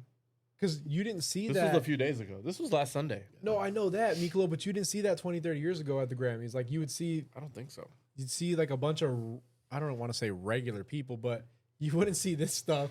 This fly? I don't know, maybe the most crazy He's above thing our is- level, dude. We don't know how fly this is. I guess. Yeah, you're not. You're right. You're not fly, dude. Yeah. You're just You're not right. fly. We're ignorant. We don't know nothing about fashion. You're just not Yeah. fly. No, that could be very true. What do I know about fashion? Of all people. Put a house on your head right now. Let's make it right. I'm still wearing my dress socks from earlier. Like, what do I know about fashion? With chunk gloves. Oh, You can't see it under the table, but that's what's going on here. This is fire. You So- perfected the substitute PE teacher look. The substitute PE You teacher. perfected that look. So Don't- that's don't. Jaden Smith said about his hat, his Did he actually outfit. speak on it? Because I haven't heard or read anything he said about it. So this is a Transylvanian castle inspired headpiece. Makes it worse. And He's making it worse. listen, Let him explain. it's complementing a custom Louis Vuitton suit. Okay. And It's not. he says that the avant-garde cannot and will not die as long as I'm alive. The what guard? The avant-garde. What is that? That's racist. No, it's not. Is it racist? I don't know. No, avant-garde. I'm gonna Hold take it on. that way. we will- Avant-garde means like I'm one gonna of- take it's it like- that way. It means like one of one, like a shock value piece. That's there's only one person they can. All of a sudden, you know big words, huh? Oh, yeah. You philosophizer? Avant-garde art is innovative and explores new forms or subject matter. Nothing that Adrian It's said. often radical and controversial as it challenges existing ideas and processes. Avant-garde art can include experimental filmmaking. So, So nothing that Adrian it's said. yeah, Okay. it's experimental. It pushes the It's like envelope. one of like one of one. No, Usually- that's what you said initially, but she didn't say that once in her description. No. What's that? No, same shit. He wasn't listening. Yeah. Same shit. I same mean, shit. it means a couple different things. In politics, avant-garde can refer to political movements that are ahead of their time, such as anarchism. In general, avant-garde can be used as an adjective to describe something that is cutting edge. So one of one. Yeah. Actually, that makes So, sense. yeah. Well, from one crazy son of a celebrity This one's shit's- wild. to the next. Play some Mariah Oh, Carey. yeah. As much as I love to harp on horrible fashion at the Grammys, I got another. This one's wild. I got another funny story about a son of a celebrity, which is crazy because this guy has so much going for himself, even though he's a nobody other than a son of someone famous. Right. Hey, but honestly, for being messed up, he's holding it together pretty good. He's slurring his speech. He is, but I mean, he's like, His glasses aren't even on his fucking ears. yeah. I mean, He's but wearing them they like Arthur? also He is not holding it But together. listen, He's but wearing them like listen, Arthur. Listen, because he's handcuffed right now, and they put his glasses on him. Glasses aren't even It's on not- his ears. But it's not like he can even never adjust noticed his that. own glasses. Okay. Okay, maybe I that's just want to say That's that fair. the girl that he was with had a Yeah. really hard time closing the door of that car because of how it was angled. Yeah, but I mean, he's telling. Did you the- see how much he's- he struggled? I know you know what I'm talking about. He's having like a pretty good, like, it's a good excuse. Like, I made a wrong turn, sure, but you're pretty far on the train tracks. No, they were at this like, you're point. not the Yeah. right turn away. You're Yeah. like hundreds of. Yeah. play some Mariah Carey up in this bitch. Right. Oh, man. Yeah. Okay, all right. I haven't seen the video yet. Our next You haven't seen the story. video? No, I haven't seen it yet. Oh. Our next story, Michael Jordan's son, Marcus Jordan. He's head of some. He has a high up position in the Jordan brand. He owns a boutique shoe store in downtown Orlando and is a former athlete at the University of Central Florida.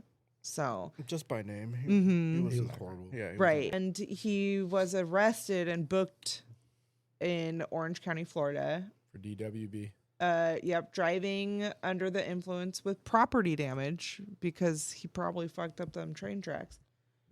Possession of cocaine, resisting an officer, and he fucked up that Lamborghini real good. And we're about to see the video. Oh, it's a Lambo? Yeah, a blue Lamborghini. I thought it was a Porsche. No, Was it his Lambo? You fucked up. Well, I mean, his dad's fucking. Thought we were making a right, and I turned onto the train tracks. Apparently, I do that all the time. I'm trying, but yeah, we're not getting back in the car right now. Okay. The reason why, So do me a favor. Keep your hands in your pocket. He's wearing them. Keep your hands in your pocket. There's nothing in my pocket. That's all. Thank you down. Put your hands out there, you boy. You know. Bro, I'm Marcus Jordan. I'm Michael Jordan's son. I'm not doing anything wrong. I'm just trying to get home, and I made a wrong turn. At least he didn't say, "Do you know who I am?" Like, we would just like to get our car off of the train tracks, which we were not trying to be on. How far do you got to go down on train tracks to realize you took a wrong turn? I mean, I'm just saying, if there's 6 of us, and we throw this thing in reverse. Well, I've already got concerns for your level of impairment anyways, okay? So that's why. Because I can smell alcohol coming from you, and you're on train tracks. Okay? So come on, man. Just listen to me. That's why I don't want you back behind the wheel anyways, okay?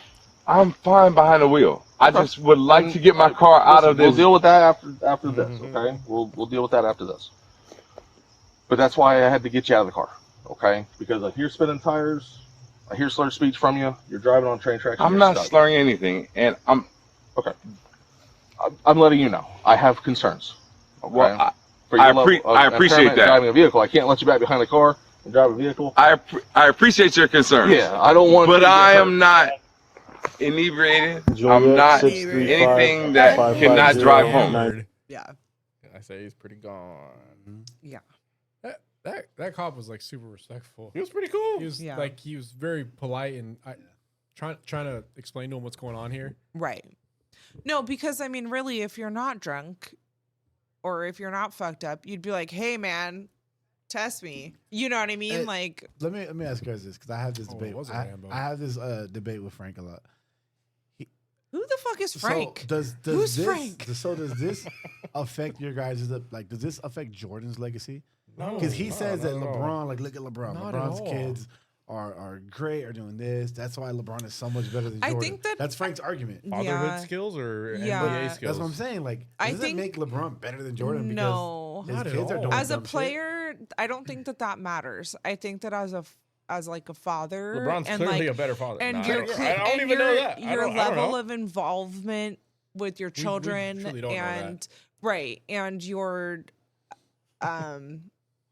you know how that video is funny. what example you're putting forth for your children. And Michael Jordan is infamous for his gambling debts, for his kind of extravagant lifestyle. And then you have, you know, who the fuck is that? Idris Elba? Marcus Jordan. Look at Marcus that. Jordan? There's no reason why Michael Jordan should be responsible for this. No. There's no Michael Jordan in this photo. And then, I mean, yeah, at a certain point, you know, these are your kids, sure. You don't smell this your is keys? also this is also an adult, you know, like, and it's not like you know, like I don't not once in that video that we just watched did I think about Michael Jordan's legacy. Even when he said, "I'm Marcus Jordan, Michael Jordan's son," I didn't even think about Michael Jordan. But I mean, it doesn't affect his legacy at all. But I also At don't all. believe that because you do drugs that you're a bad person. You know what I mean? Like, I don't think that that's like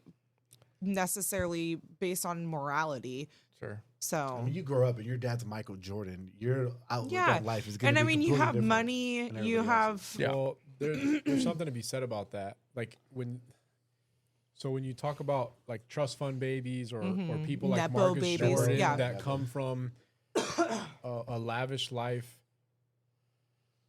why does there seem to be a theme that they have a lot of problems, not financially, but they have a lot of problems like with the law, right? Or with substance abuse. Well, because they're not, I think that you have a certain point where you're not necessarily told no. You maybe your parents aren't involved as much because your parents are working elsewhere, or you know, or you're being raised by nannies, or you know, you end up alone a lot, or there's a lot of factors that could go into it. You know, I think that could, it doesn't matter if you're rich or poor. I think that it proves that money doesn't. I think those are all contributing factors, but I think the biggest factor is that they didn't have to work as hard Absolutely to get to that position. And I think that when you have to work your ass off, like a Michael Jordan did, or a Kobe Bryant did, or anybody who's been very successful that came from nothing, that teaches them something along the way. And how some people are successful because they have the drive, because they came from a shitty situation. You can't necessarily teach that to everybody. But they also know how hard they had to work to get there, and that it could all be lost in a moment's notice by making a bad decision. Whereas then your Trust fund babies don't think your that. kids grow up in a totally opposite, different environment than you did. They're in private school. You went to public school in the ghetto, or you know, you didn't have a car. You maybe had a mom around, you know, and then you have these kids that just have money and have. Go ahead. During the holidays, we go and we feed and serve the homeless. We go and you know. I just played it. To preface the clip, another aspect of celebrity parents and them giving their children life that's very easy. Pharrell Williams has spoken on different interviews about how he purposely makes he's a very strict parent, and he creates difficult challenges for them in a way that he feels prepares them for the world, because his lifestyle with them isn't like realistic to how the world is tough, and they're not. He's preparing them in his own way, so he's very proud to be a very strict parent. So I wanted to, I don't know if this is the exact clip, but there is clips of him out there that are where he's very outspoken about how strict he is as a parent. But again, this is somebody who's a present challenge. This is somebody who's a present parent. Yeah. Right. Versus somebody who maybe has the celebrity that Pharrell has, that isn't as involved with their kids. And he thinks like what we're talking about right now. Like Pharrell's extremely successful. He's had an amazing career, right? But he also came from nothing, and he probably had to go through a shitload of stuff to get to where he's at. So he's recreating that struggle the best way he feels he can do, right? With all the money and all the outlets and all the opportunity they have around them. Here's parenting is a conscious decision if you are worried about the kind of parent that you are, you're doing it right. You know what I mean? Like, because you care. Yeah. Like that's, I think, the difference between some people who just like, oh, parenting's so easy. You're probably not. Very absent. Yeah. You're probably not doing the best that you can if you think it's easy. Right. So aside, please ignore Rick Rubin's feet, but let's continue. To different children's hospitals where there are a lot of kids that are challenged with like conditions that a lot of times are uncurable or haven't been cured yet.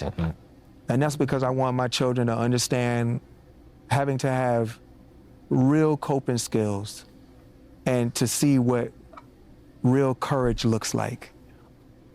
The child that wakes up and gets bad news that day and realizes that it's gonna be a tough ride, but they wake up every day and they face that day for what it is. I wanted my kids to have that. And so I'm on it. I'm strict about it. I don't play. I'm a strict dad. But because the world is harsh. Yeah. You know, I think when parents say things like, oh, I never want my kids to struggle the way that I did. Well, You have to understand the way your struggle produced you being a hardworking, critical thinking individual. And when you don't allow your kids to have guided struggle, they don't develop the coping skills, they don't have the courage, they can't deal with challenges. Definitely. And it oftentimes doesn't end so well. Damn. I think that That's deep, Yeah, right? I love something that he That's doesn't deep. mention there is that instilling like the empathy of somebody else's life, you know, like you have your perspective and you have your life, but kind of viewing it from other people's point of view and being able to understand that other person's struggle. I think that that's a huge part that people now are missing, you know, Compassion, understanding. yeah, giving other people grace, you know, and I think that that's, as somebody that doesn't necessarily like believe in God, you know, I think that being a good person is just like an intrinsic part. It should be just part of everybody, you know, just to look out for each other. Yeah. So One thing that I plan on doing, I'm gonna wait a couple more years for my kids to be a little bit older. But one thing that my mom did with me, because her working at the Disney store, they worked with the children's hospital. And before, I was like in elementary school, but she would take me with her to go and volunteer and help out or whatever. Fire. And That's the awesome. and the idea of understanding that like these kids have it way worse than you, you know, and what they have, they, you know, what you have, you take for granted compared to what these kids have, you know. And I want, because, you know, my kids, you know, we get them damn near, and their grandparents get them whatever the fuck they want. yeah. We don't even have to buy them anything because everybody else They does. forget about like, so many toys, and they just pile up in this corner. And I want to kind of show them that there are so many kids out there that don't get toys, that are dealing with like things that I mean, knock on wood, that they'll never have to endure. And I want to wait a little bit so that it impacts them when they're kind of more able to process what's going on. But I know it hit me. Yeah. You know, Do you remember that? I remember that. Yeah, that stuck with me. Just like she took me to watch my aunt give birth, and that made me really not want to deal with that for I was in the delivery room at like 13 or 14. He had like a straight shot angle view of like 13, 14 years old. You're seeing this? I was in the delivery room. I sat in the corner, and they were just like, come here, help hold her head and grab and hold up her leg. So I walked over and I helped kind of give her head like a little bit of like shove forward, and I help her cock back her leg, and I was right there. Wait, did you look down Main Street? I was there. I was right there. Whoa. As much as I tried not to look, I was right there. Yeah. Were you in high school at this time? I was maybe in middle school, 13 or 14. Yeah. the smells, you got it all. You got it all. And that stuck with me. Yeah. I never had That's wild. I never had Birds and the Bees talk, but I feel like that was like her way You had the presentation. of Birds and the Bees Yeah. talk. Yeah. And that stuck with me as Yeah. far as like, I really want to wait before I'm back in this room. Hey, until I'm ready. but honestly, as the person who gave birth, It's intense. great To some gigantic ass babies? to some big babies. I mean, I'm not small, you know, like No, they you're were both tall. Yeah. They were good size for me. Yeah, but 15 pounds? no. Elias How big was was Elias? just I'm joking. Elias was 8 pounds 15 ounces. I don't 13. remember. He was just almost 9 pounds. Yeah. And then That's Juju pretty good was size. 8 pounds 20 ounces. I don't know. Yeah, But I don't Juju know. was Dylan was 2 insane. weeks early. Elias was right on time. But as the birthing person, he was a great partner. Yeah, it was fine. Yeah, He's already seen it. I saw it. Yeah, 14 years he old. was. I already got the shaky legs and the fucking at 13. He was good at holding my leg. He was good at just like being at the right place. Yeah. And Hey, Wait, so when you saw the head, did you freak out?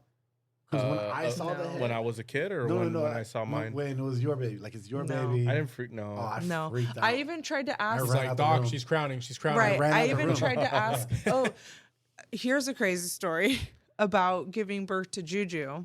So I start going through labor, whatever. I finally get the epidural, and it's like about time. And so finally I get the epidural. I lay down. I start to relax. The nurse like goes to do something. He's over on the couch, just kind of like, all right, this is like the rest before everything calm happens. before the storm. Yeah.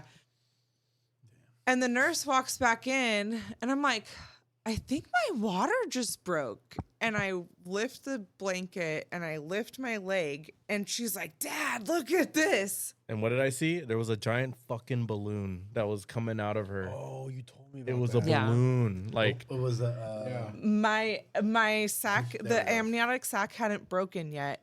And it was out of her body. Yeah, because I was so dilated at that point. Like I was able to it was relax out. enough that I was ready. Juju, and then so Juju, she's like, "Oh, you're ready. Let's get everybody." Hold on. The nurse was like, "Look, I've never seen this before." Yeah. And I'm just freaking. That freaked me out. That would have freaked me out. Something you've never seen before. Right. That How do freaks I me know out. you But know I what mean, to some- do now? Right. some Never babies- done Yeah. this This before. is, how do you know Some where we're going babies from are here? born completely still in that sac. It's not very often, But when but she popped it, or it no, popped, it popped automatic. It popped on its own because it finally. It was a water balloon. Water Yeah. went She popped it with a needle? everywhere. No, because it finally like reached its like Oh, it just maximum. expands so it much was that it like popped? a balloon that was too And full. water Just went everywhere, everywhere. like a popped And water she's all- balloon. And the baby was in there?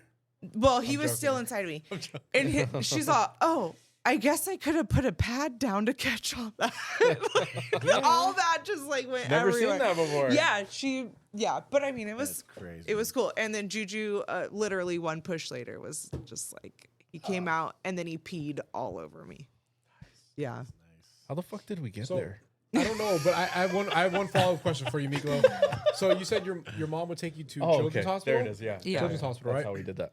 Okay, and you said you remember this. Yeah. So what, fast forward now, right? You're much older, Yeah. more wise, more wisdom.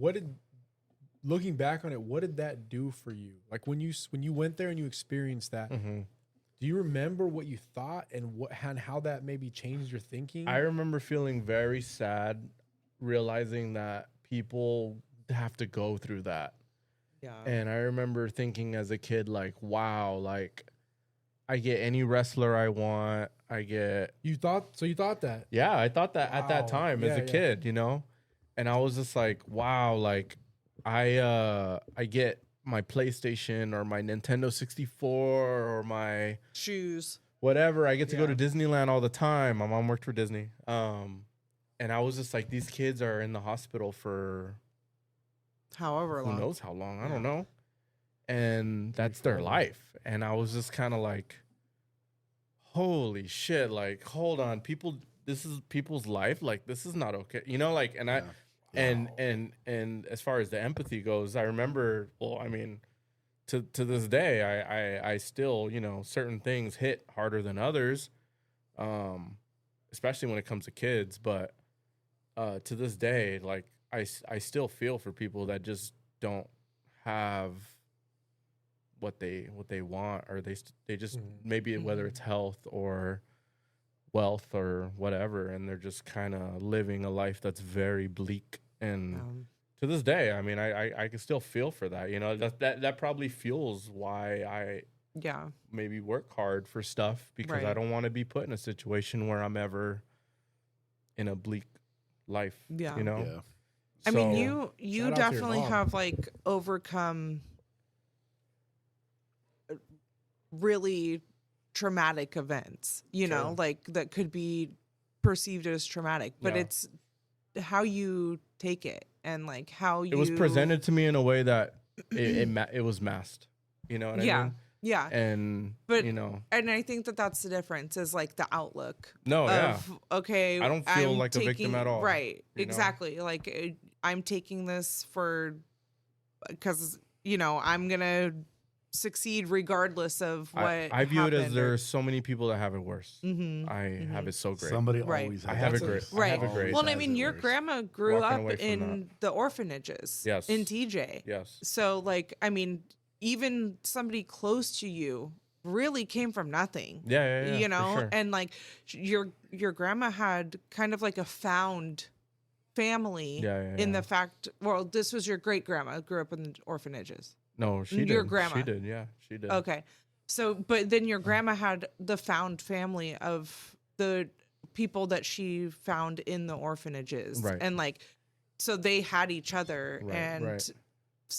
so you grew from that of like, we're going to Yeah. get work done. We're going to Yeah. succeed. We're Yeah. going to, you know, and it looked different, you know? I walked away from the children's hospital feeling that I know people have it way worse than me. So as bad as I feel that whatever I might have, I know people have it way worse than me. Right.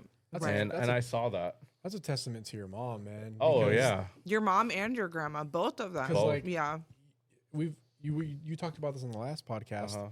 You grew up your entire life without a father, but you never felt like you were missing something. Yeah. That says a lot that you had a woman raising two boys in this crazy world that instilled a feeling that I'm not missing a male role model because she had to do so much more. It's like she overcompensated, right? Like she had to do her job and his job. Right. Yeah. And she would still do other jobs. And you other know, jobs. like, And then take yeah. you to children's hospital so you understand you should be grateful for what you have. Or like- even stuff like we would go to the swap meet every so often.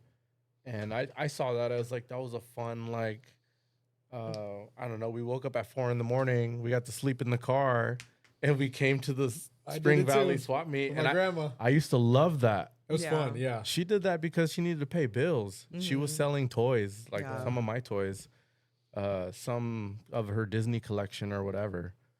I had a blast doing that. She made it fun for you. But she was doing real life, like, we need to pay bills shit. Yeah. And to me, I look back on that and I'm just kind of like, I get it. You know what I mean? Like, that's tough. I used to get excited to go. My grandmother did the same thing, but I was excited to be there because I knew that I was going to, because usually the same people kind of go to the swap meet and sell stuff. Yeah. So I was excited because I was going to hang out with other people that I knew I'd made friends with. Yeah. So I'm like, oh, we're going to the swap meet? Cool. I get to hang out with these people. And then also food. Yeah, Like, you I'd- get I'd treats. always get snacks. You get I treats. get snacks and I'm like, hell yeah. Yeah. But I didn't know that I was there because somebody's trying to make it in the world. Challenges, Yeah. yeah. Somebody's trying to make it in the world. Yeah. That's good parenting, though. You hide it from the kids. Kids shouldn't see that. They don't need to know that. Yeah. They just, you know, try to make it a good time somehow. That's why we had good examples. Yeah. Yeah. We had good examples For of how sure. to be parents. And I want to make sure the children's hospital thing, when I feel like my kids have the wherewithal to take that in with like real meaning, I want to try to do that on a regular basis. At least Thanksgiving, do some turkey thing or whatever it is. Like it's just a couple hours. You show up, you can hang out with the kids, you give them some food. Yeah. You kind of play with them, and that's it. You know what I mean? And I mean, you kind of, after a while, you get that it's kind of like these kids they're here, and they're here for a really bad reason.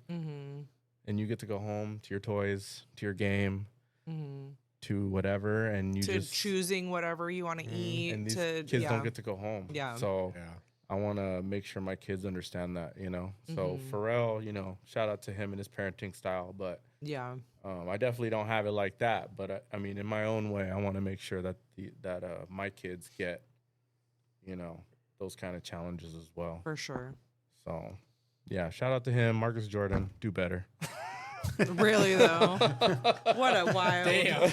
Marcus Jordan, do better. Do better. You know, you have a lot of money. It's, you know, you could do so many good stuff, so many good things with that. What about those LA riots, man? What about, Have you seen those? LA and Logan. They did that shit in Logan. P, have you seen those? Riot? They rioted? It's not riot. Well, they did protests. So they had there was a video where you have the LA police department on a freeway. I think it's a pretty pretty popular freeway. On ramp? Completely lined up, standing up, and all their patrol vehicles behind them, and then the whole freeway is covered with thousands of people that just remember. So we were it's crazy. Sheesh. We were at Disneyland that weekend, and I told him, good thing we didn't go to LA this weekend. Run into that? Oh no, that's just no, a little that's bit. Not, yeah, just a little bit past. Yeah, you're a little just bit a hair before. It's just them protesting, but they're completely covering the freeway. They're jumping over the barricades. They're covering the freeway on both lanes. And you have a show of force from the police department. But I'm going to be real. If those people rushed the police department, unless they started shooting them, and even then they wouldn't stop them all, they are outnumbered significantly. Yeah, you just got to kind of let it be. A lot of people are crediting two females, two hyenas, for kind of like diffusing the situation. Hold on, what did you say? Two hyenas. Two hyenas? Lindsay? Yeah. Let them know. Let them know you're a hyena. You're like... So yeah, no, they're they're crediting these two girls for kind of diffusing the situation. Oh, you're okay. Two females. Yeah. Two hyenas, bro. That was wild. I didn't know what she was saying, but I'm like, I know what hyenas is, but she's saying it. Yeah. Okay, these two hyenas. Yeah. Got it. Okay. Yeah. No, they pretty much like kind of diffused the situation and like got like cooled everybody down and prevented. What'd she do? These two girls, I didn't see what they did? Because I mean you can't really hear what's talking or whatever, but they kind of went from the protester side straight to the police side and kind of like, hey, like we're just. I'm sure after a while, like you're only affecting regular people after a while, like right. You've made your statement. Time to after go. A while, I get it. And that's kind of. Now you're just hurting everybody else. And that's kind of what happened. That's kind of what ended up happening. And I can understand from like the police side of making sure that people are safe and like making sure that you're not blocking traffic and that people aren't driving because they're frustrated through the protest or whatever. But if I got to get to work and you're standing in the middle of the freeway, I need to get to work to be able to provide. You're mowing them down, family. Right? I'm running. You don't want to move. I will. Are you just full on Bourbon Streeting them? No, yo. What kind of car? Chill. What kind of car you drive? No. There was an honest question. Is it a V8? No, I'm gonna. You try said to, like, you're maneuver driving over. through them. I'm driving. So through did the them, guy but, in like, Bourbon Street. I'm gonna like slowly yo, like if pushing you make me stop because of whatever your belief like that. Cool, but that doesn't affect me right now. I gotta get to work. Like we might be on the same side. Yeah, that's what Miko said. Like you're starting to interfere with everyday people's I was telling her like, why not just go to a federal building or I don't know, like I mean, I can understand like making the point of like, hey, this is our stance in this instance. Fuck ICE. Like immigrants are people too. In this instance, this is like allegedly, right? So I can understand making the point and stopping traffic kind of does make your point, and then, okay, at a certain point, okay, time to go home, like, because you are affecting normal people at a certain point. Right. You're just hurting your own people. You're disrupting the other hyenas. La Raza. Yeah, you're fucking up all everybody. of them. Mi gente. Yeah. Shout out to hyenas. The homeboys with their cuetas. Yeah. So, pretty crazy. Yeah. Everybody's somebody. Yeah, it's a pain in the ass. I wouldn't want to deal with that. Okay. Next story. So, I've kind of seen this. I'll preface this real quick. There's a comedian. His name is Matt Rife. And he is on stage during a show. And somebody decides to jump onto the stage and rush him. Now, it looks like he's trying to hug him. Obviously, we're not sure. Matt Rife responds, in my opinion, pretty well. Yeah. And then his security comes in. His security comes in like Captain Save-A-Ho. Yeah. And just carries this dude off the stage in one swift motion. Doing his job. As one should, right? Doing his job. Shout out to that security officer. On his job. But my question is, like, if you're on stage and you're performing and that happens to you, what are you doing? Are you responding as calm as Matt Rife did? Or are you like throwing a punch? Let me see his reaction. You running off stage? And let me see if I would do anything different. I might scream. Like, okay, go ahead, show us. Let me see if I do anything different. Oh my God. Oh my God. Can I help you? Can I help you? That was some good defense, right? Little stiff arm. I mean, my security's on one, dog. Holy shit. Is that the guy from Australia? As didn't do anything. I think he's handling it pretty good. Wow. I've never. First of all, no one's ever rushed the stage ever, and also never as lovingly. Like, do I have to hit this person? But he was like.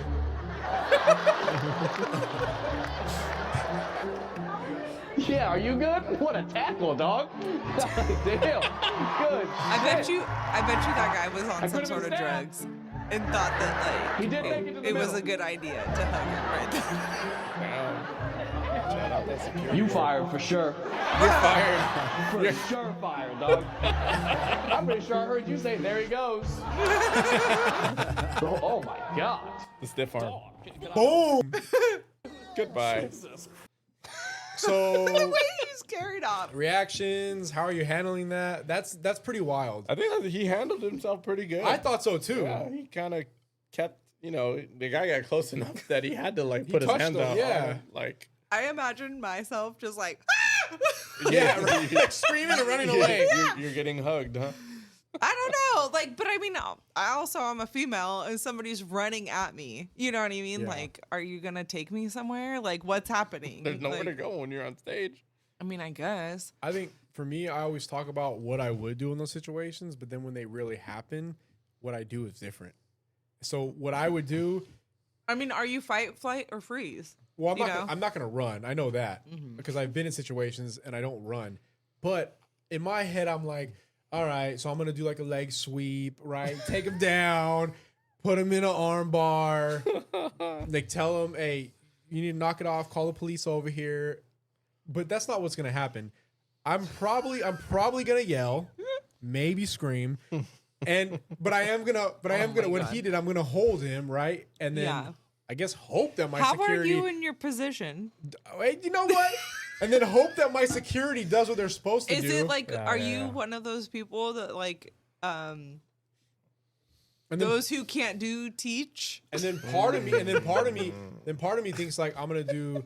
Everybody knows the famous Joe Rogan video of him doing the spinning back kick to the Punching bag? punching bag. Yeah, yeah. Everybody's seen that video, right? Yeah. Part of me thinks like that's how I would handle it, right? In the middle of a set, just fucking. Yeah, but I've spinning never done back it kick before in my life. while on stage. So reality is, I would try to do that. I'd probably miss. That's like if someone ran here in the middle of the podcast and you just jumped up spinning Okay. back kick. So what you're saying is that your response. I'm not gonna do it. I'm not gonna do it. What you're saying is that your response would be fight.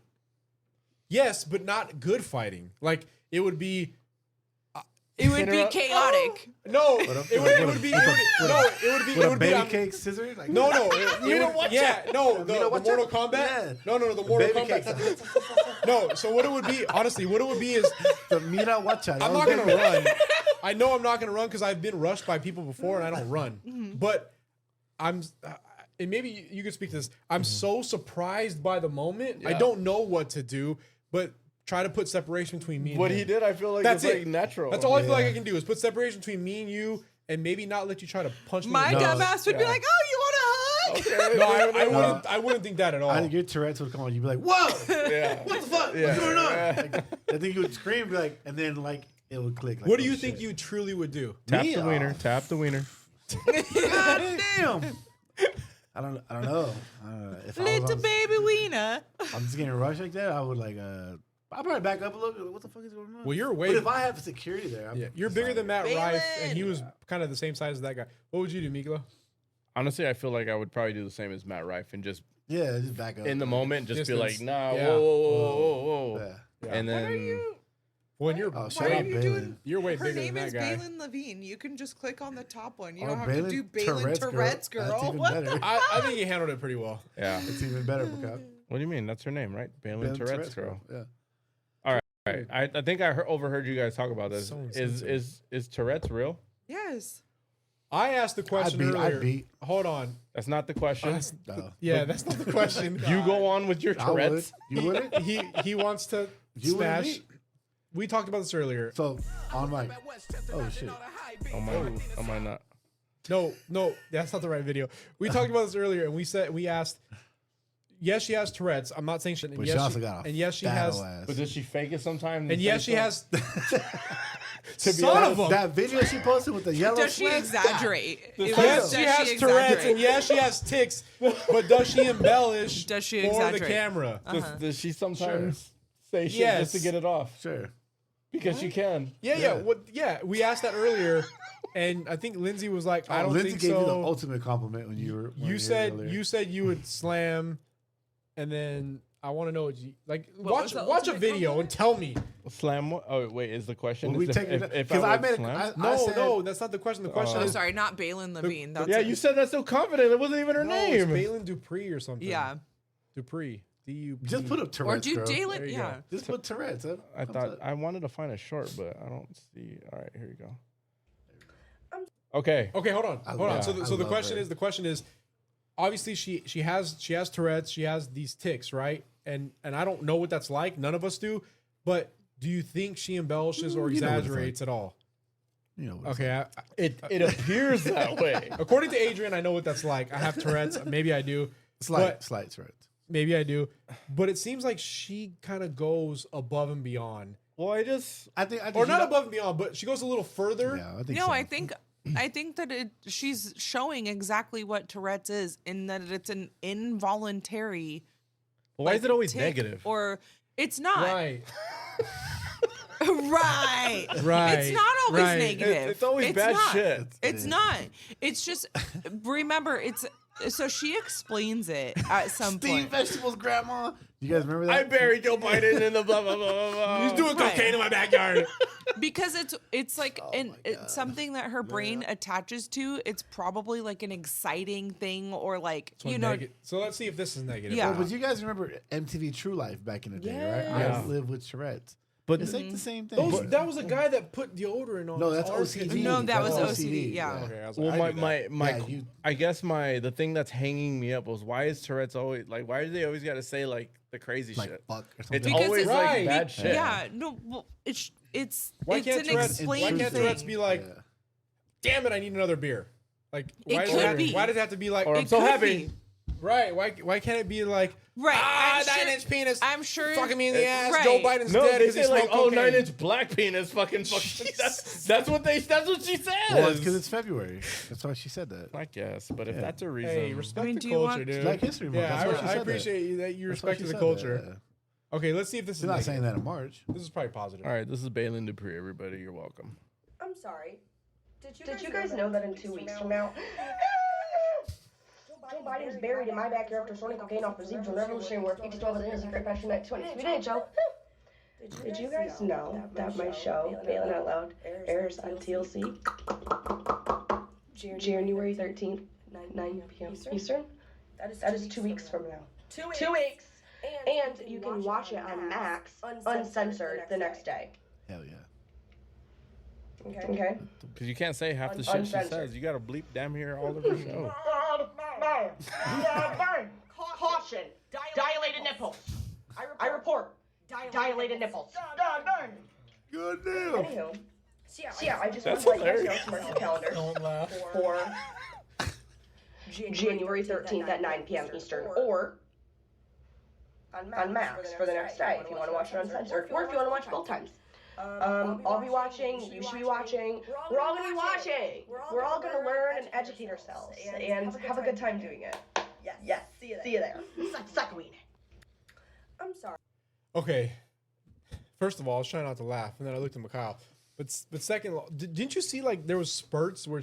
I want to say 90% of it felt voluntary. Right. I'm not saying that she doesn't have this and it's not involuntary, but there was like long spurts where I felt like when she wanted to get certain stuff out, she said it without an episode, and then she threw the episode in when she wanted to. When it felt right.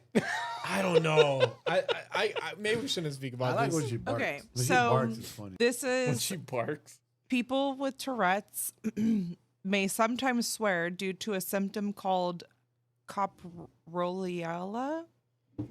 That's a like hard Italian word. food. Yeah. Right. Yeah. And it's an involuntary vocal tic that causes them to blurt out inappropriate words often due to faulty wiring in the brain that impairs their ability to suppress unwanted thoughts or movements. So not everybody with Tourette's has this. Everybody's tics are different, right? And it's often Tourette's has like a feeling of relief once you like release the tic. She says that. Yeah. Like she just has to get it out and then she feels better. Exactly. Until like 5 seconds later. I mean, it's basically, I guess I compare it to like having like an intrusive thought, but you're having like a physical reaction to having the intrusive thought. Well, I think some wild shit through Right, the course but of my days. I just don't say it out loud. But you don't get burning skin if you don't say little baby wiener, like, you know. But Little baby wiener. What the fuck? Yeah, so yeah. But I think that it's about how like you, again, your outlook and how you take these things that are thrown at you, and you know, she's I could be making a 100% TV show and making people more aware. I think that I could be 100% wrong, but I just feel like when I watch some of these videos, I can see these long stretches, especially when she's trying to, like at the end, she was trying to promote the show. There was like a pretty long stretch where there was nothing, and then so think of it like coincidentally somebody who stutters, right? Maybe like they're really excited about something, so they can be or clear. they're trying really hard and it makes it worse. Sure. So maybe she's like trying to get something specific out and it makes it worse. Sure. That could that could be it. All right. Well, I would hate to stutter. She said like at one point she's like, sorry, I'm really excited, and like she was taking a lot because she was really excited. Yeah. All right. Fair enough. Well, to round out the show, I have a couple videos I want to get your guys' opinions on. I don't have listener questions this episode. I'll probably reintroduce them on the next one. But I thought I would introduce some interesting thought exercises for you guys. Hopefully this isn't anything controversial. It might be, but I just want to kind of throw it out at you guys and see what you guys think. I'm walking out. You might.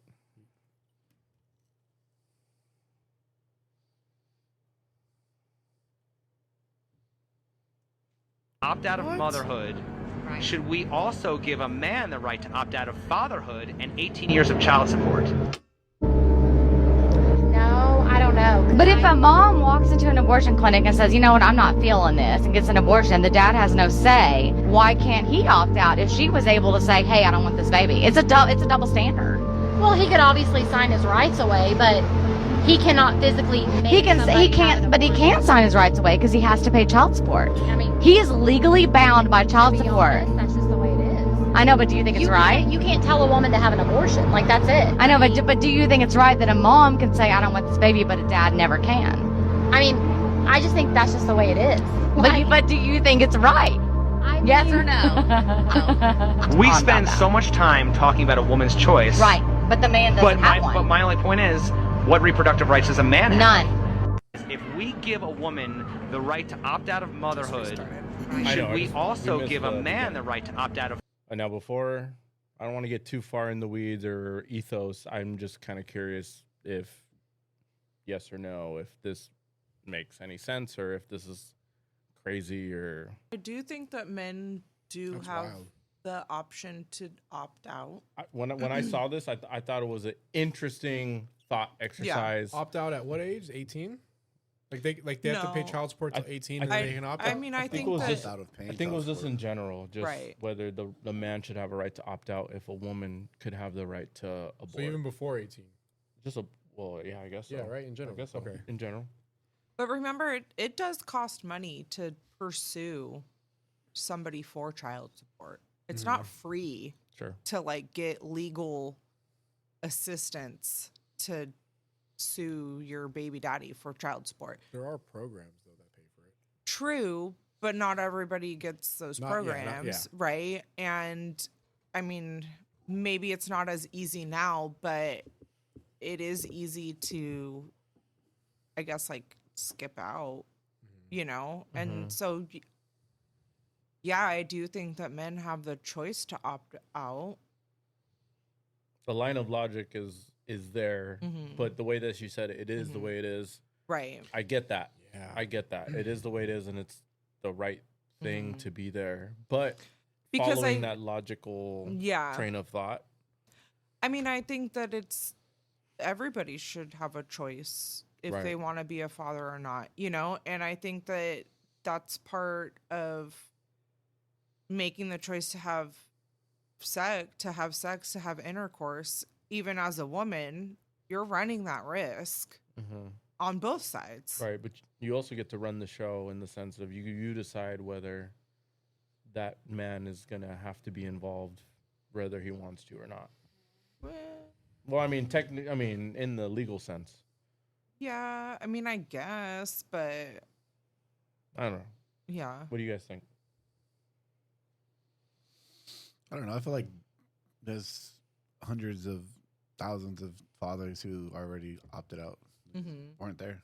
So, but that's this happens, right? Like, I mean, there's nothing really.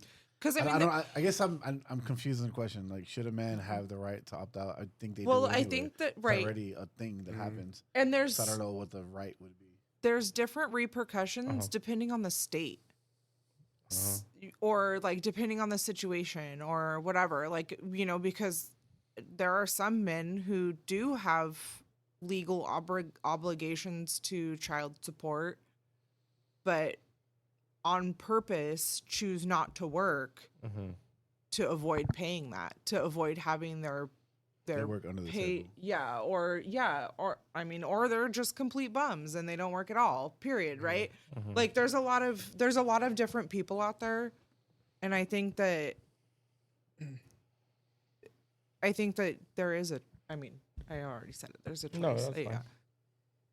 Anything different or That's a crazy one. It's just operating under the guise that it's consensual sex. I think that there's an objective argument to be made why a man should be able to opt out, but to that woman's point, it's been the norm for so long. I myself, if I was in that situation, would feel weird not doing that. Right. Because it's almost what has become the custom. But here's the argument, is that since there are laws against women making that choice, there's a lot more men out there that I think don't take care of what they should. And you're making it illegal or having repercussions for a woman to make a choice, whether it be medically necessary or just on their own. And yet there's not any necessarily repercussions on the man for an unwanted pregnancy. Okay. Does that make sense? No, yeah. Yeah. Yeah, their bodies, yeah. All right. I will leave it at that. Unless you guys had anything else you wanted to go over before we end. No. I just want to say Kanye should take it easy on the Jews. Kanye needs to take away his phone. Someone needs to take away his phone. Right. For the longest time, he did not have a cell phone. Somebody needs to take away that man's phone. He didn't have a cell phone. Famously, he didn't have a cell phone. And maybe that was a good thing. He got a cell phone to get with Kim. Well, and then that was the downfall. That's the end of the fall of Kanye. The Kardashians oftentimes the Kardashian curse with a black K. Man. Right. All right. Well, shit. I guess this episode. Wake up, Penguin. Was that too much? I'm sorry. It was great. I mean, the only offensive thing you said was J. Cole's better than Kendrick, apparently. That's not offensive. It's true, Mikhail. Extremely offensive. I'm just saying. It's not offensive if it's true. We've got 2 hours till the bar closes. Oh, man. Nobody's going to the bar. Well, yeah, no. I'm going to the bar. Well, yeah, no. Wait, does the bar have a jukebox that plays J. Cole? Probably. Every jukebox plays J. Cole. He's a household name. Don't say she don't want to be. Say A Tale of Two Cities right now. It's a great song. Front to back or what? Can you agree with that? A Tale of Two Cities is a great song. I've never But we're also going to listen to this and squabble up. And hey now. No? That edible kicked my ass. Oh, you did an edible? Half of one. Oh. This guy's gone. He's got. Yeah, he was like, he was completely unavailable. Yo, I was wondering. Right I was wondering. I was like, Miklo, is he really tired or is he just unengaged? Because he hasn't said nothing the last 40 minutes. He's just trying to hold on. He's just holding on to his seat. Hang on to his seat. Hang on to his seat. Fucking great. All right. All right. Well, with that said, that concludes episode 7 of the You Don't Say That podcast. Thank you guys. Lucky number 7. Lucky number 7. Good vibes. I will be reinstating the questions for the next episode. Please comment, subscribe. Sure, but like engage, use the link or whatever. Interact with the Engage. link, whatever. Tell us what's up. Yes. You want to hear us talk about something? You want to get our hot take? I will be reenacting. You don't even have to give us a question. You can give us a topic, or you can give us, your hot take, controversial. What are you guys doing for Valentine's Day? I'm taking you out on a date. It's next weekend. Yeah, it's on Friday. We're gonna see if we can finagle a date out of it Friday, Saturday, or What are you doing for Valentine's Day? Taking Julian to go watch Captain America in a row. Oh, yeah, of course, dude. Do a little guys' night. Wait, the new Captain America? Yeah. Oh, 100% I'm there. So. Well, on Friday night, we can take the kids too. Does want to go? Movies? Sure. That's what we're gonna do. Just gonna go to movies. Get We'll some watch. food, go to the We'll movies. have the kids sit with us if you guys want to like sit up higher and do a little, No, go to the bar. That's fine. What is it? Oh, This is, we can drink at the bar. this is really buttery popcorn. Right? Our 10-year anniversary is coming up. Have you ever done the buttery popcorn? Explain. Maybe I have. Maybe I haven't. I don't know. Well, you get for this guy, you get an extra large bucket of popcorn.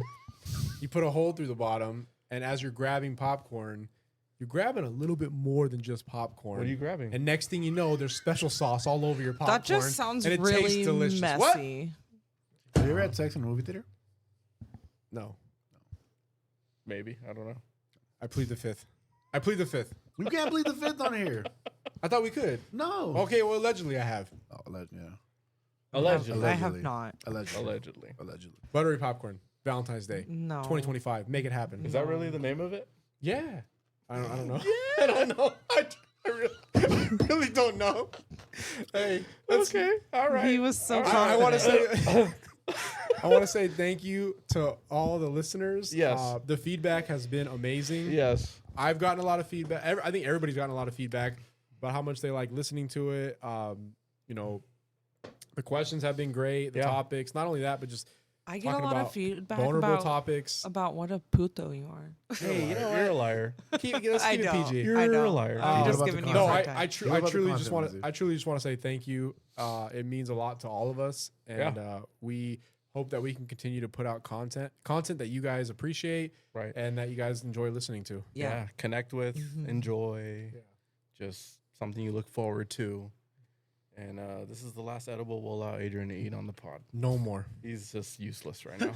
So with that said, thank you guys. We'll catch you on the next one. Adios. Peace. Take us out. Peace.